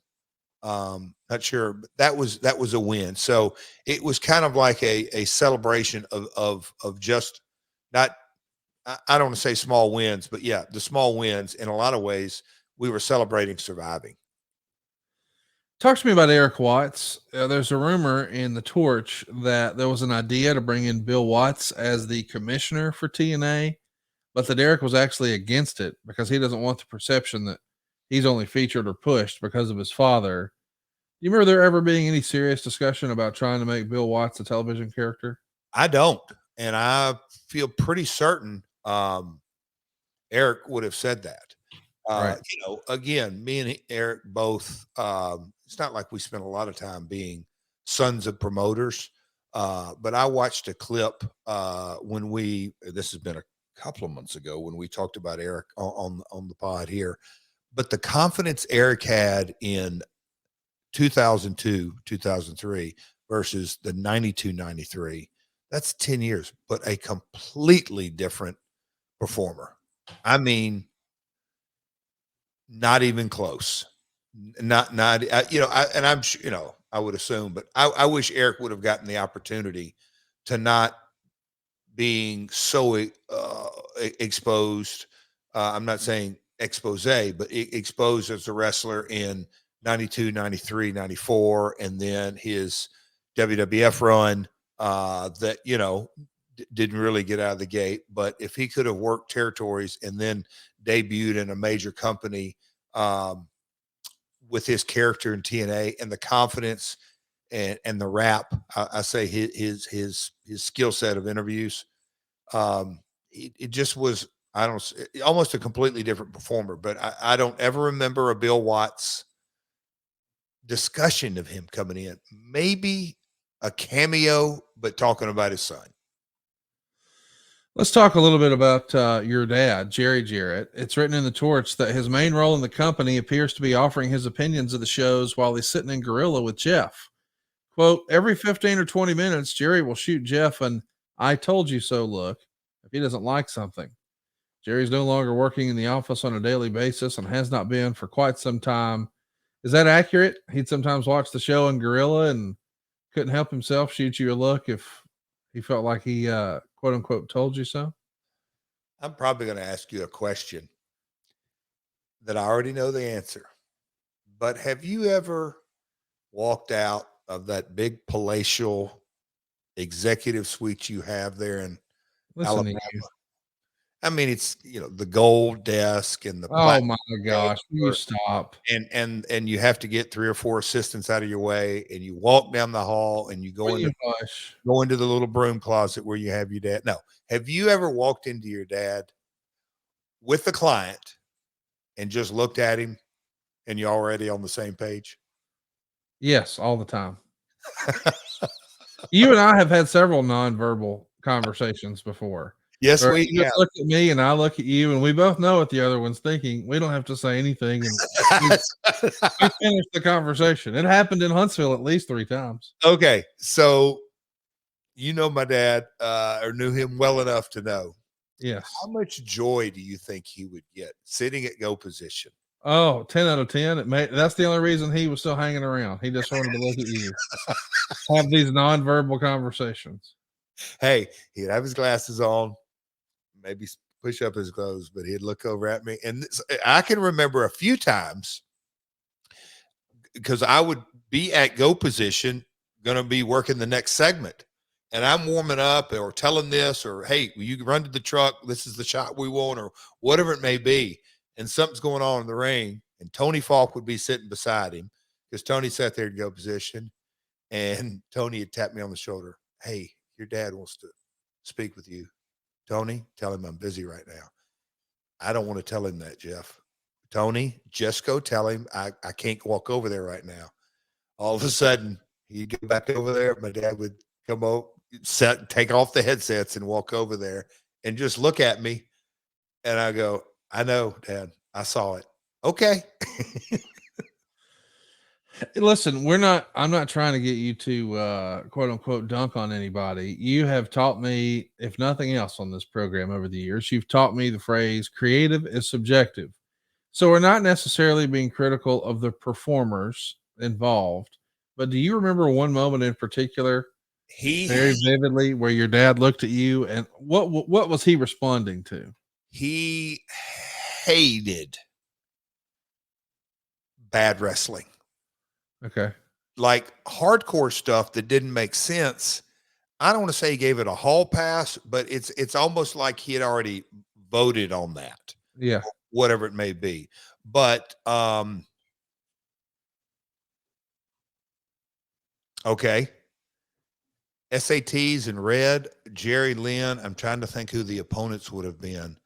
But let's just say they did some X Division stuff that to the day my dad passed away, he never got in agreement with me. And I would tell him, look, Dad, it's just a different game. The X Division, you're not going to get the style that A to B. You're not going to get that kind of psychology or chain wrestling, or, he was a big fan of Billy Robinson and that kind of style and all this. And some guys would, I think it was an SAT and Jerry Lynn or something, and they did some stuff that was just, okay, the guy's going to climb to, I think it's an SAT kid, climb to the top rope, and the people that were catching him on the floor weren't in place, but he had to wait for them to get in place. Oh, so the heels walk over, please jump on me and let me catch you. It was that scenario, and I saw it, Dad. I saw it with my own eyes, and there's nothing we can do to go. Those kind of things, Conrad, would drive him up the wall. And wrestling continues to evolve. What can you say? That's right. Meltzer would say, what appears to be the idea going forward is that big shows and pushing things is to be built on a 4-week stagger. Meltzer would go on to explain that essentially what you guys are going to start doing is, instead of building week to week with big pay-per-view stories, we start a story and we finish it next week. We're going to start a story and build it for a few weeks and pay it off 4 weeks later. So even though we're doing a weekly pay-per-view model, maybe the idea is, let's switch to the way that WWF and WCW were doing monthly pay-per-views and build towards stories that pay off every 4 weeks. Now, I don't assume that means we got 3 weeks of filler and then one big story. Maybe you got stories that are finishing every week, and that allows some upward mobility for other cruiserweights and tag teams and things like that to be featured in the main event. But this does feel like a shift in the approach to booking. Who do you remember being a big advocate for the 4-week stagger? So we had a lot of discussion and never really landed on exactly one, but there was a kind of a mindset. Let's shoot a major angle in the tag team division and pay it off in 4 weeks. Let's shoot a major angle in, we'll call it the hardcore storyline, and then pay that off in 4 weeks.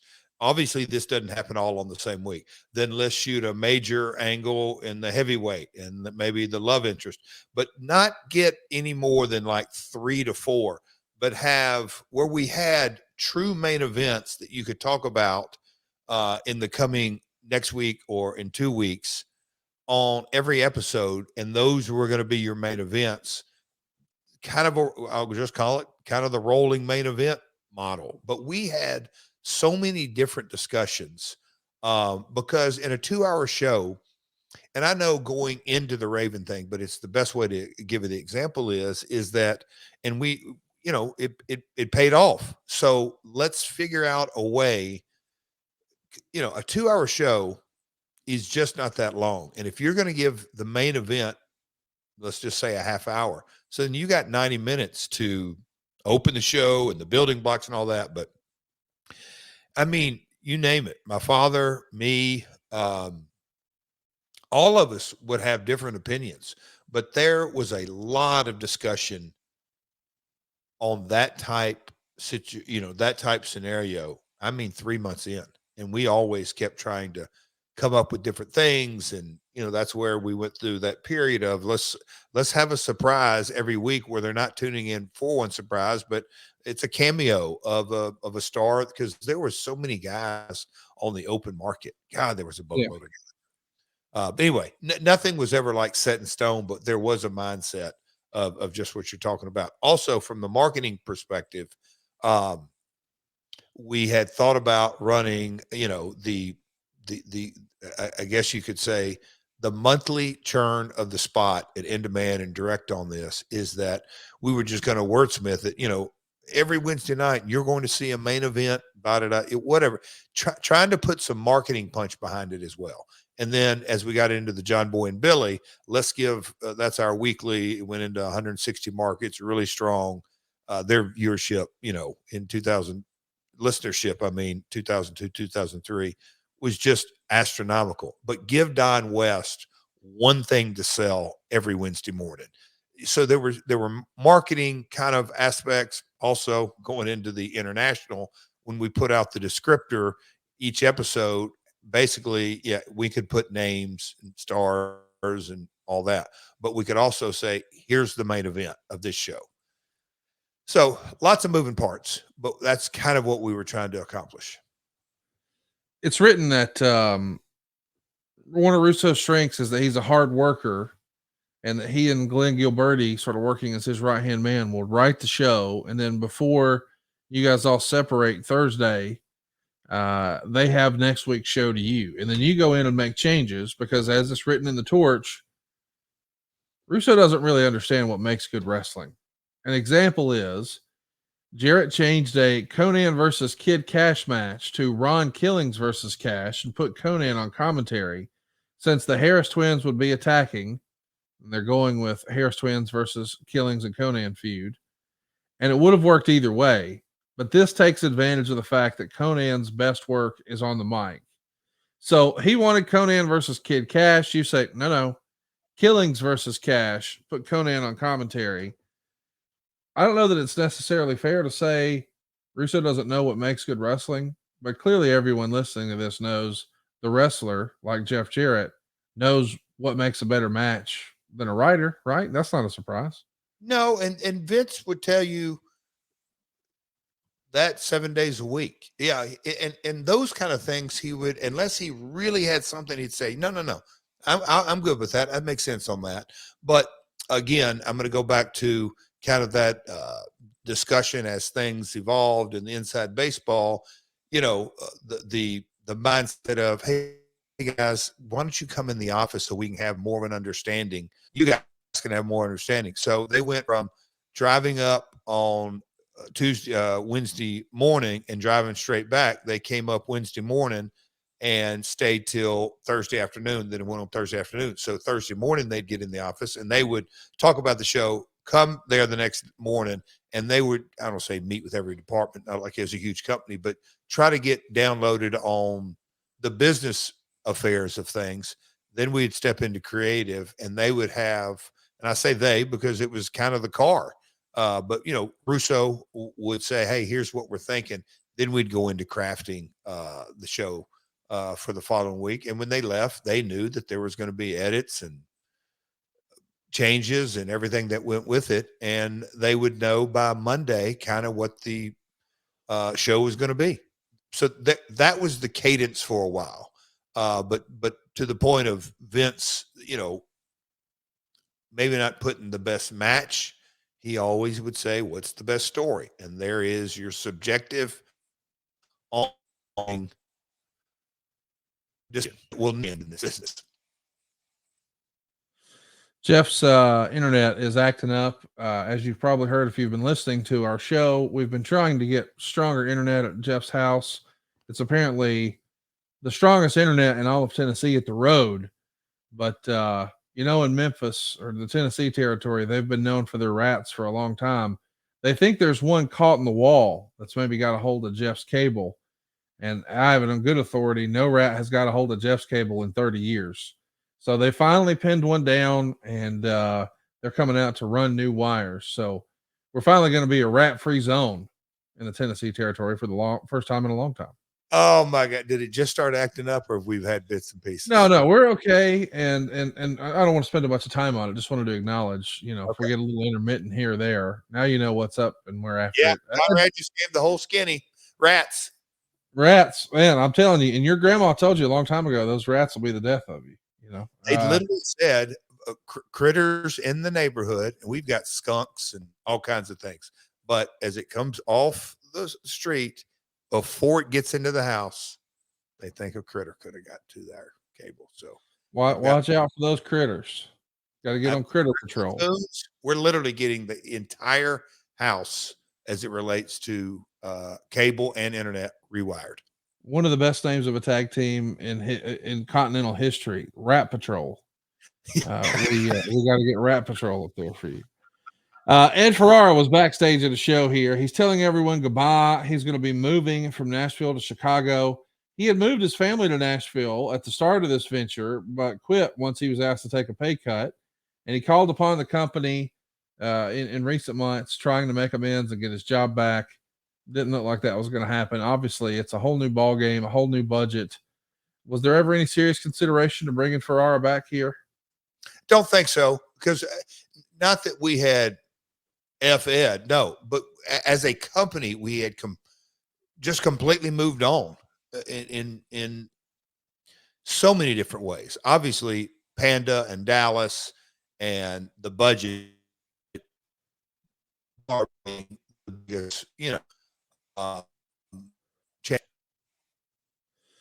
Boys and girls, JArrett is not going to be able to kick out on Comcast, but it's almost like he's looking for a hot tag. And if you're looking for a hot tag for your wiener, can I recommend Blue Chew? You see, it feels like Comcast has a hard on for Jeff these days. It's almost like Comcast is in cahoots with that dirty, trifling referee known as Aubrey. Well, she's going to get her comeuppance this week. And afterwards, I'm sure Jeff won't need any Blue Chew. But hey, if you're looking to put on a 5-star match, a 5-star performance, can I recommend Blue Chew? It's got the same active ingredients as Viagra, Cialis, and Levitra, but in chewable form and at a fraction of the cost. Take them anytime, day or night, so you can plan ahead or be ready whenever an opportunity arises. And the process is simple. You'll sign up at BlueChew.com. You'll consult with one of their licensed medical providers. And then once you're approved, you'll receive your prescription within days. And here's the best part. It's all done online. That means no visits to the doctor's office, no awkward conversation, no waiting in line at the pharmacy. Blue Chew's tablets are made in the USA, prepared and shipped directly to your door, all in a discreet package.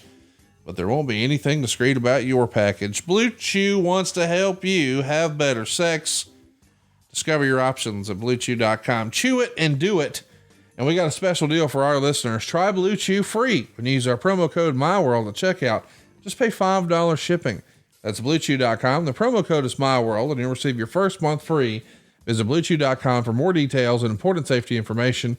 And we want to thank Blue Chew for sponsoring today's podcast and the guitar that Aubrey is going to be wearing this week, because it's going to be extra hard. Sorry about that, Aubrey.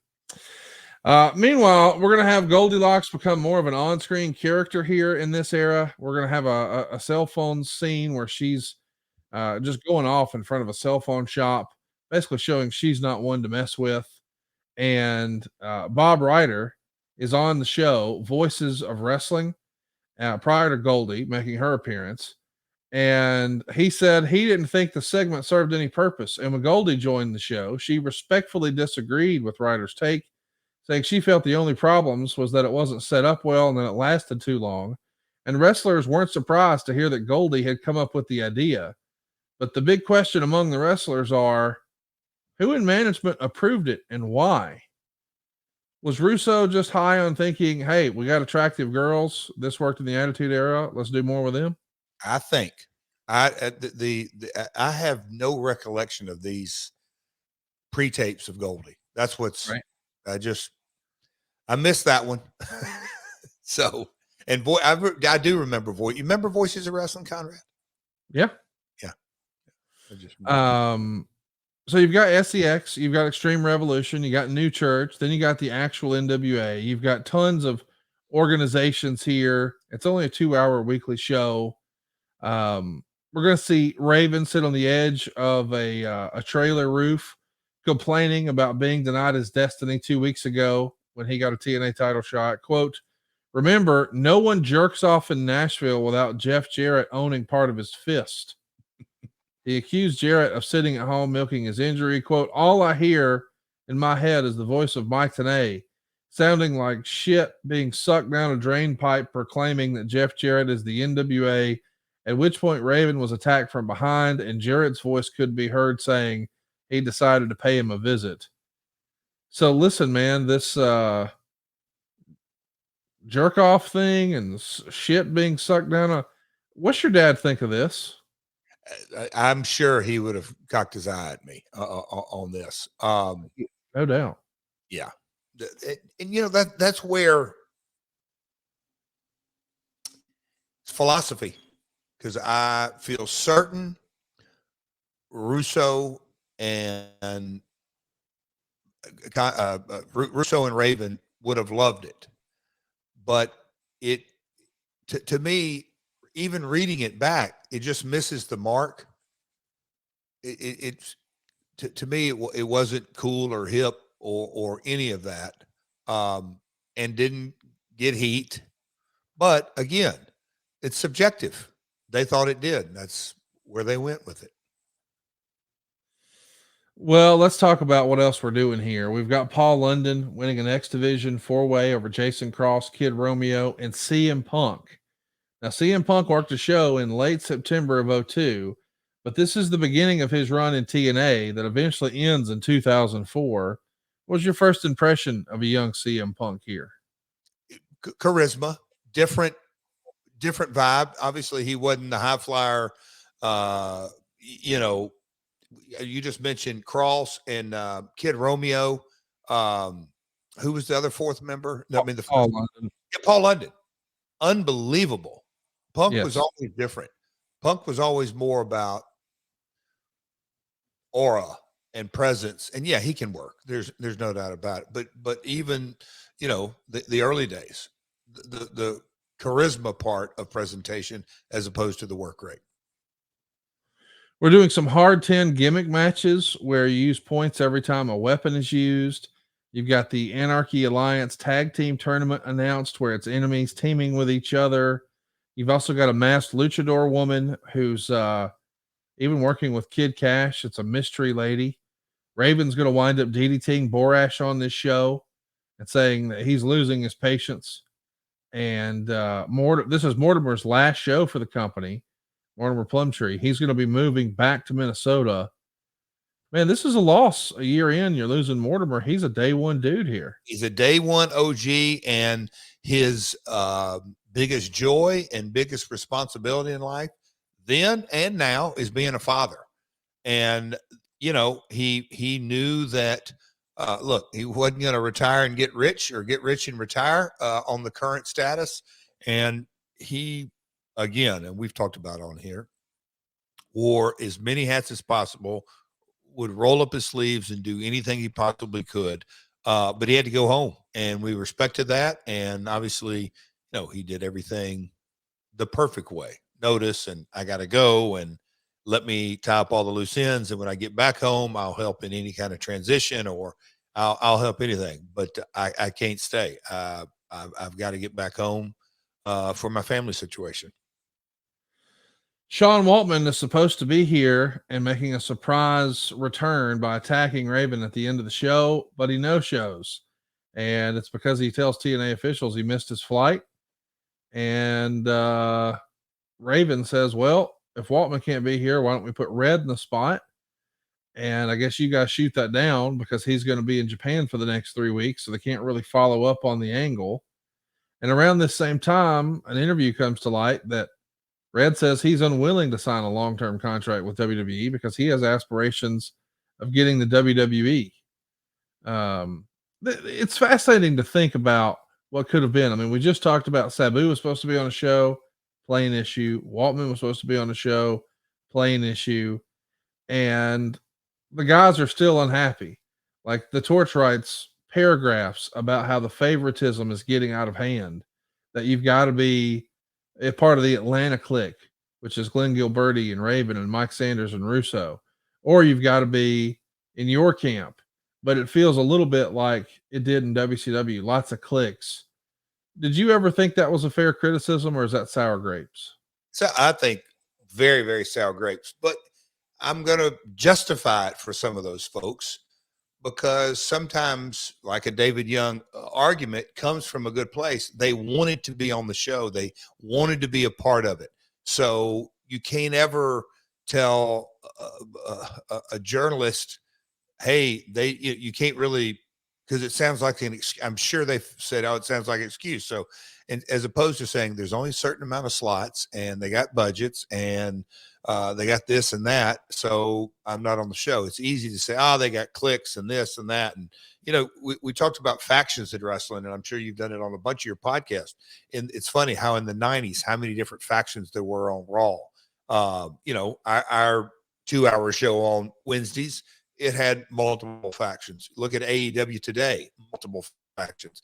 It's to me, it's kind of an art in not an art of storytelling that you can from an episodic nature, you can have different matchups, but you kind of stay on point in a I call it a long-term story, not a 2-week deal. So that's a part of it. What was the other thing I was going to reference? I lost my train of thought. Conrad, what were we talking about? I'm just trying to I'm talking favoritism and the clicks. The clicks. It'll come to me because the wrestlers are also saying that these contracts are one-sided, that it's not fair that you ask for a commitment for a number of dates, but then they don't have to book you on those dates. Quote, it's not a commitment, it's all one-sided. You want us to be committed to you, but you call us on a Monday or a Tuesday to say we won't be on a Wednesday night show. That's bullshit. While wrestlers freely admit they probably wouldn't receive outside bookings on Wednesday nights, they do feel like they deserve more notice so they know whether or not they can count on the income they intend to receive from TNA. Just growing pains, right? What I was going to say was growing pains, and we've talked about flights. I've told this, obviously I'm flying an awful lot right now. The Nashville airport or the availability in flights in 2002, 2003 versus now, night and day. It's unbelievable how accessible and how many flights coming in and out of Nashville today versus years ago. It's like you used to have, some airlines you had at best 2 opportunities, or if you didn't get on the first morning flight, you weren't getting on because the other one was sold out. It was growing pains even as it relates to travel. If guys, and a lot of guys, Conan would be coming from San Diego and have to take the red eye. And if he missed the red eye, a flight would get him in, 4 or 5 in the afternoon. And a lot of times those were sold out. It was just air travel in 2003 in Nashville this is what I've said here and had a brain fart. I couldn't remember. Completely different set of circumstances. I mean, in so many ways. Let's talk a little bit about Jamie Dundee. He's going to get himself in some trouble. He's not technically been on the TNA payroll, but certainly tight with your family. He catches himself in a little bit of trouble where he doesn't have the ability to produce a driver's license when he's pulled over, and maybe potentially lies to the police officer about his identity. That's, of course, a violation of his parole. And it comes at really bad timing because he had made a name for himself with the Jerry Springer show and just did a pilot of a spinoff with his security chief, Steve's new spinoff show. And maybe that's in jeopardy now. Your old pal, Jamie Dundee, couldn't catch a break here. Did you guys ever consider doing more with Jamie as a part of Impact? Look, he is, and you've even said what a fascinating character he is. The charisma in Jamie, and growing up, son of Bill Dundee, and just being around territory wrestling. But look, Jamie would probably tell you himself at times, maybe his own worst enemy, because 3 steps forward and 1 step back, or whatever it may be. But I'm just trying to think during this age, what trouble. I don't even remember this incident, but I do remember all the Springer stuff and thinking to myself, Jamie could succeed in the wrestling business, but the Jerry Springer type vibe show, it's right up his alley. Oh yeah. He could write it, he could produce it, and make cameos in it. That's Jamie. So let's talk about it. The final show of May 2003 takes place, and you make an appearance in front of the Asylum, and well, it doesn't go well. Jeff Jarrett comes out for a live in-ring interview, and the hometown crowd, which is turned on Jeff, taunts him to no end. He makes reference to Raven shooting his crap up. Raven came out and said Jarrett has no right ripping on people for feeling excluded or cheated on, since he's had more connections in his career than anybody but Shane and Stephanie. He said he's going to make his life a nightmare. Jarrett said he only understood half of what Raven said, and they agreed to wrestle sometime soon. And then Jarrett was handed an envelope that said he'd been banned from the arena. So this is some John Cena heat before John Cena was a thing. Did you expect the crowd to react like this? So back in the day, shout out to, when I look back over this time period, the Asylum and the craziness that went on in it, as you walk to the ring to your right, we had a group called the heel section. And most weeks, I may be getting it wrong, but I don't know, 5 to 10 guys that had shirts, and they were the group, and they were like, they labeled themselves. And through the years, and boy, this is a JArrettism, you know, there's always going to be the group. I can remember getting, as a young white meat babyface, just getting booed out of the building over and over and over from a small section. Well, the heel section coming out that night, and then just kind of the dynamic of the Raven Jeff story, I wouldn't compare it to kind of the John Cena thing, but look, I'd even like to watch this back just to kind of see how the audio was. But it was, they were invested in the storyline. There is no doubt. And they definitely, Raven had his supporters. There's no doubt. So, you know, I don't want to say it's 50-50 because my recollection isn't that good. But there was definitely a lot of meat left on the bone between Jeff and Raven, and this promo was part of it. This show is wild. We see New Jack and Shark Boy play Chutes and Ladders. That's a real thing. The masked luchador lady would finally unmask and reveal herself to be Trinity. Of course, Kid Cash tells her he's going to kill her. And the main event is Gilberti defeating Raven when Vince Russo makes his return to TV and hit Raven with a baseball bat. But it's what happened before the show and this main event that's the real story. It's written in the torch that there's a lot of tension between you and Raven, because when Raven arrives at the building, he tries to say, I'm not going to be able to wrestle tonight. I suffered a head injury when I was working with D'Lo Brown at an independent show in Canada, and D'Lo accidentally hit me with a kick. And it's in the torch that the left side of Raven's head was noticeably swollen, and there was suspicion on Jeff's part that Raven was trying to get out of doing a job. And a lot of people are saying that Raven's clearly injured and questioned why he would not want to do a job for his own friend Gilberti. And Jarrett tells Raven to work a short, safe match to protect himself. Raven eventually agrees and even went back to Jarrett and requested more time, which some observers say he did out of frustration of having to work in the first place. And friends of Raven just said that since he decided to work the match, he would go out of his way to show up Jarrett by having a good match. And that thought process got a chuckle of some in the locker room who felt, well, Raven is just playing right into Jarrett's hand. Raven winds up dominating the offense in the match because he couldn't take back bumps. Eventually, he hits the even flow DDT finisher, which he later told friends in the SCX locker room was a mistake on his part because he landed on the injured side of his head and it's caused it to swell even more. So what do you remember about this? Did he try to pull out of the match? Did you talk him into it? Was that the right thing? And I love for my world to dive deep into stories and tell the story behind the story behind the story. But on this one, Conrad, when I read the recap you just kind of read, I thought to myself, Conrad, self, let me think through this. Because then I went back and I reread a lot of this, and I thought, I wonder who was reporting all this stuff to Wade. Because as you kind of connect the dots and look at all this, Conrad, I have zero recollection of Raven showing up saying he can't work.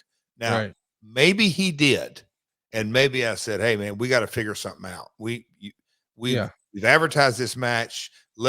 Can you do anything or whatever it may be?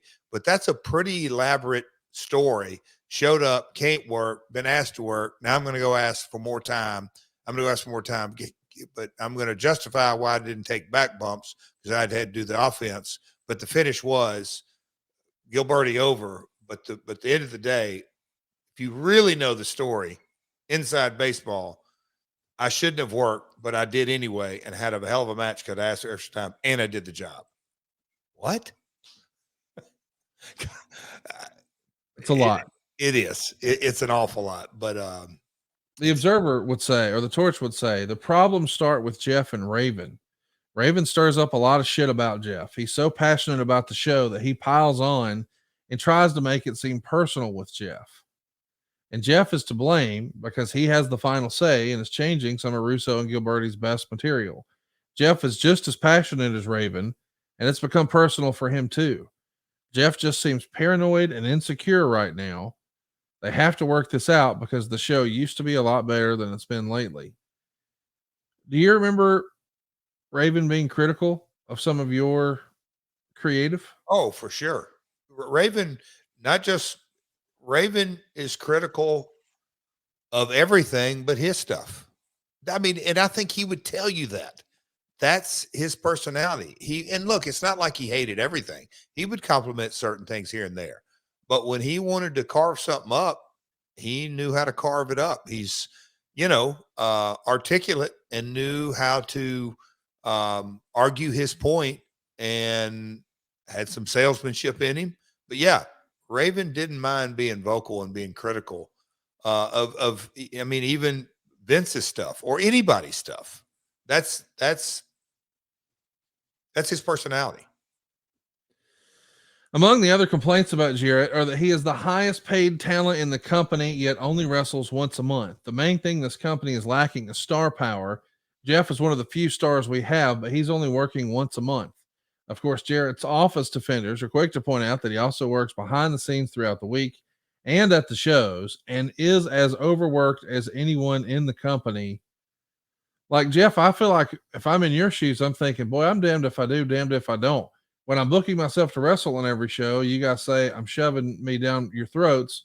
When I wrestle once a month and pull back, you say, oh, he's not earning his money. He's not working enough. Like, what is it, Jeff? You can't win here. I can't win here. And here's where you had to be there. It's one thing if everybody internally kind of took things for what they were. The problem was at this point, Dixie's a year in, and I get it. She doesn't have her head because around everything. And so she hears that enough and the seeds are planted. And I think, to go back and look, we ever did a round table, me, Vince, Dixie, whoever it may be. Look, I'll be the first to admit all the screw ups, but the seeds of distrust that were planted, you just hit the nail on the head. It's 1 week, Jeff doesn't wrestle enough. The very next week, he's in everything. Well, which one is it? Okay. Do you trust me enough? And you're going to take Bob and Janice's word?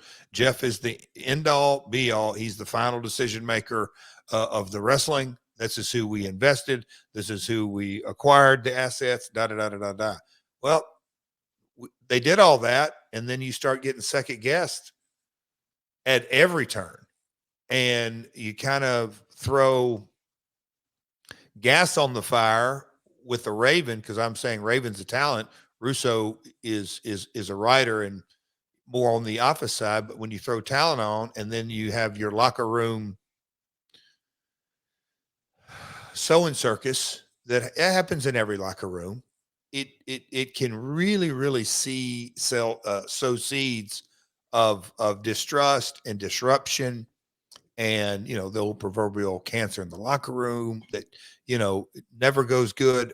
But when I look back on the formative years, I say the first 2 to 3 years of TNA, that was our single biggest issue of the second guessing of everything. I mean, everything. Russo coming back as an on-screen character. It's written in the Observer that it was you who asked him to do it.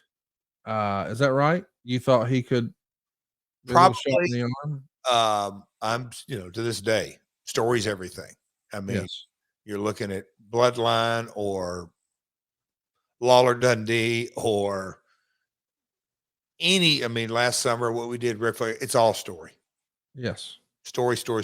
Vince can tell a story. Yes, he can write, but he also can, do a promo and weave a story.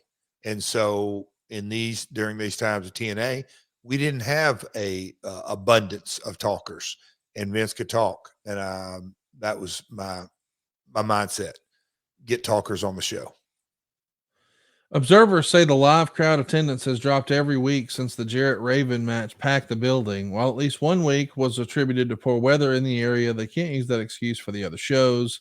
It's also been noticed that the crowds aren't as vocal as prior crowds, and there's a lot of post-match finger pointing about the lack of crowd reactions.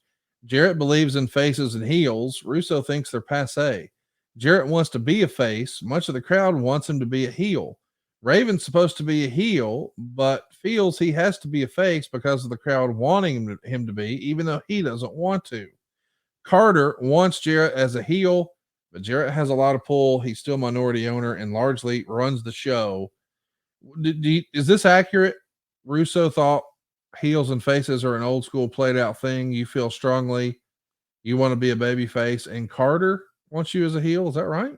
Well, first off, I'll jump into, again, back on the clickbait. The crowds are down. Well, guess what? The Raven Jarrett thing was at the end of April. May in the Tennessee territory, of course, they're going to go down every week. And you're going to go down every week when you've turned away however many people we turned away. It's all just the silliness of all the reporting. But, and look, Raven wasn't the first, isn't going to be the last. The cool heel that, Hall and Nash and Hogan did it to perfection, but the timing and the story of that, but going into Vince's, oh, bro, there's no such thing as clear-cut heels and baby faces in life, so you can't have it in wrestling. And I'm like, I understand all that. You got to have shades of gray. I understand all that too. But when you're telling a story, and whether it's a movie or a sitcom, sure, there's likable things about the lead antagonist, but you have to tell the story and highlight the ruthless component or the dishonest component or whatever it may be.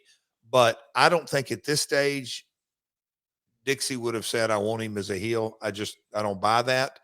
I'm not even sure Russo.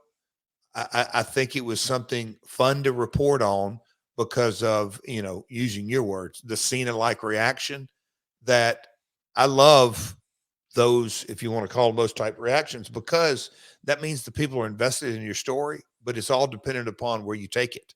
If you keep leaning into that, well, you better have a payoff or you better have a switch come something, but you kind of got to, again, that's why I love the engagement on a storyline. It's the apathy that kills you. But if they're up on their seat, cheering or booing, you've got to take the next step and guide them where it needs to go. Well said, Jeff. We're going to talk about the 1 year anniversary. And I can't wait to talk about what's next week. It's Slammiversary 2008. We got the King of the Mountain returning in Mississippi. You guys are even announcing that it's in Memphis. But we've got the Jay Lethal SoCal Val wedding. We've got AJ Styles and Kurt Angle continuing their feud. LAX and Team 3D are working together again. A woman wrestler named Moose is going to be teaming with the Beautiful People. We got Awesome Kong with a $25,000 challenge featuring Serena Deeb and so much more. Get all these shows early and ad-free over at adfreeshows.com. And you can even be a part of our live studio audience like John and Eddie and Bryant and Coach Rosie and Darren and Jared and Bobby and John and so many folks who showed up. Shout out to Richie and Rob, and appreciate everybody showing up and showing out. You get to be a part of our live studio audience over on adfreeshows.com. And we'd love to have your interactions on social. It's at MyWorldPod on Twitter, Facebook, and Instagram. Jeff is at RealJeffJarrett across all the different platforms. The easiest and best way to support the show is by hitting the subscribe button to our YouTube. That's My World on YouTube.com. That's My World on YouTube.com. Plus, you can pick up the latest merch and swag over at boxofgimmicks.com. Jeff, I never know what to expect when we jump on here and talk about TNA for back in the day, but this was a fun show today, man. Thanks for making the time. No, and I enjoyed it on those couple of plane rides when I dove into. I'm glad that it played out the way it did, because I got to reread the notes and get the perspective. But I'll finish with this. When you go back and kind of look at the product we were putting out, we touched on Harrison Storm, and still going to, I got to watch False Finish, but the growing pains of building a company to me were highlighted in this episode. Yes. Just all over the place. So I enjoyed it, Connie. I enjoyed it. And I'm going to say this, folks, I apologize on the Wi-Fi, Hendersonville, Tennessee. I am doing my damnedest. This has been a journey now here, but we're going to cross the finish line and get the entire house rewired. You know, I learned a lot of guys back in the day used to come out and do a certain thing when they'd get in the ring, with the way they stood and the way they gazed out upon the crowd. And I feel like we might need to use that same phrase if the internet doesn't get better by this time next week. If Comcast is unsuccessful in finding the critter and helping us figure that out, we might need to do, I believe, what used to be known in the business as a rat pivot next week here on the program. All right, boys and girls, let's get ourselves out of here before we get ourselves in trouble. Be sure to tune in. 3 big AEW shows this week. Wow. Of course, you know that we're going to have Rampage on Friday. Before we get there, tomorrow night, there's a Dynamite. But what everybody's talking about is this Saturday night, Collision at the United Center. CM Punk is back, and I hope Aubrey Edwards is ready for another. And Papa Briscoe. Just don't put out any. Papa Briscoe, please don't go. Like, have you not seen what Jeff does to the elderly? Do not. This is not in your best interest. The elderly. The elderly. I'm just saying. That's it, boys and girls. Be sure to tune in to Jeff this week on AEW. 3 big shows tomorrow night, Friday night, and of course this Saturday night. We'll be back next week to talk about it all, and of course, talk about Slammiversary 2008 right here on My World. Hey everybody, this is Ian Riccaboni, the voice of Ring of Honor Wrestling. Say with Conrad, they were very appreciative of my time, and they really worked with my schedule. The Conrad's team met me at the hours that I needed to meet them to walk through the specifics. The paperwork was clear, the communication was clear to make the decision super easy to work with. So we actually went from a 30-year mortgage, we refinanced down to a 15-year mortgage, and now our house is going to be paid by the time the kids go to college. If you want to save like I did and like Nick Aldis did and so many others in the professional wrestling world, please go to savewithconrad.com. NMLS number 65084, equal housing lender. Woo! It's savewithconrad.com.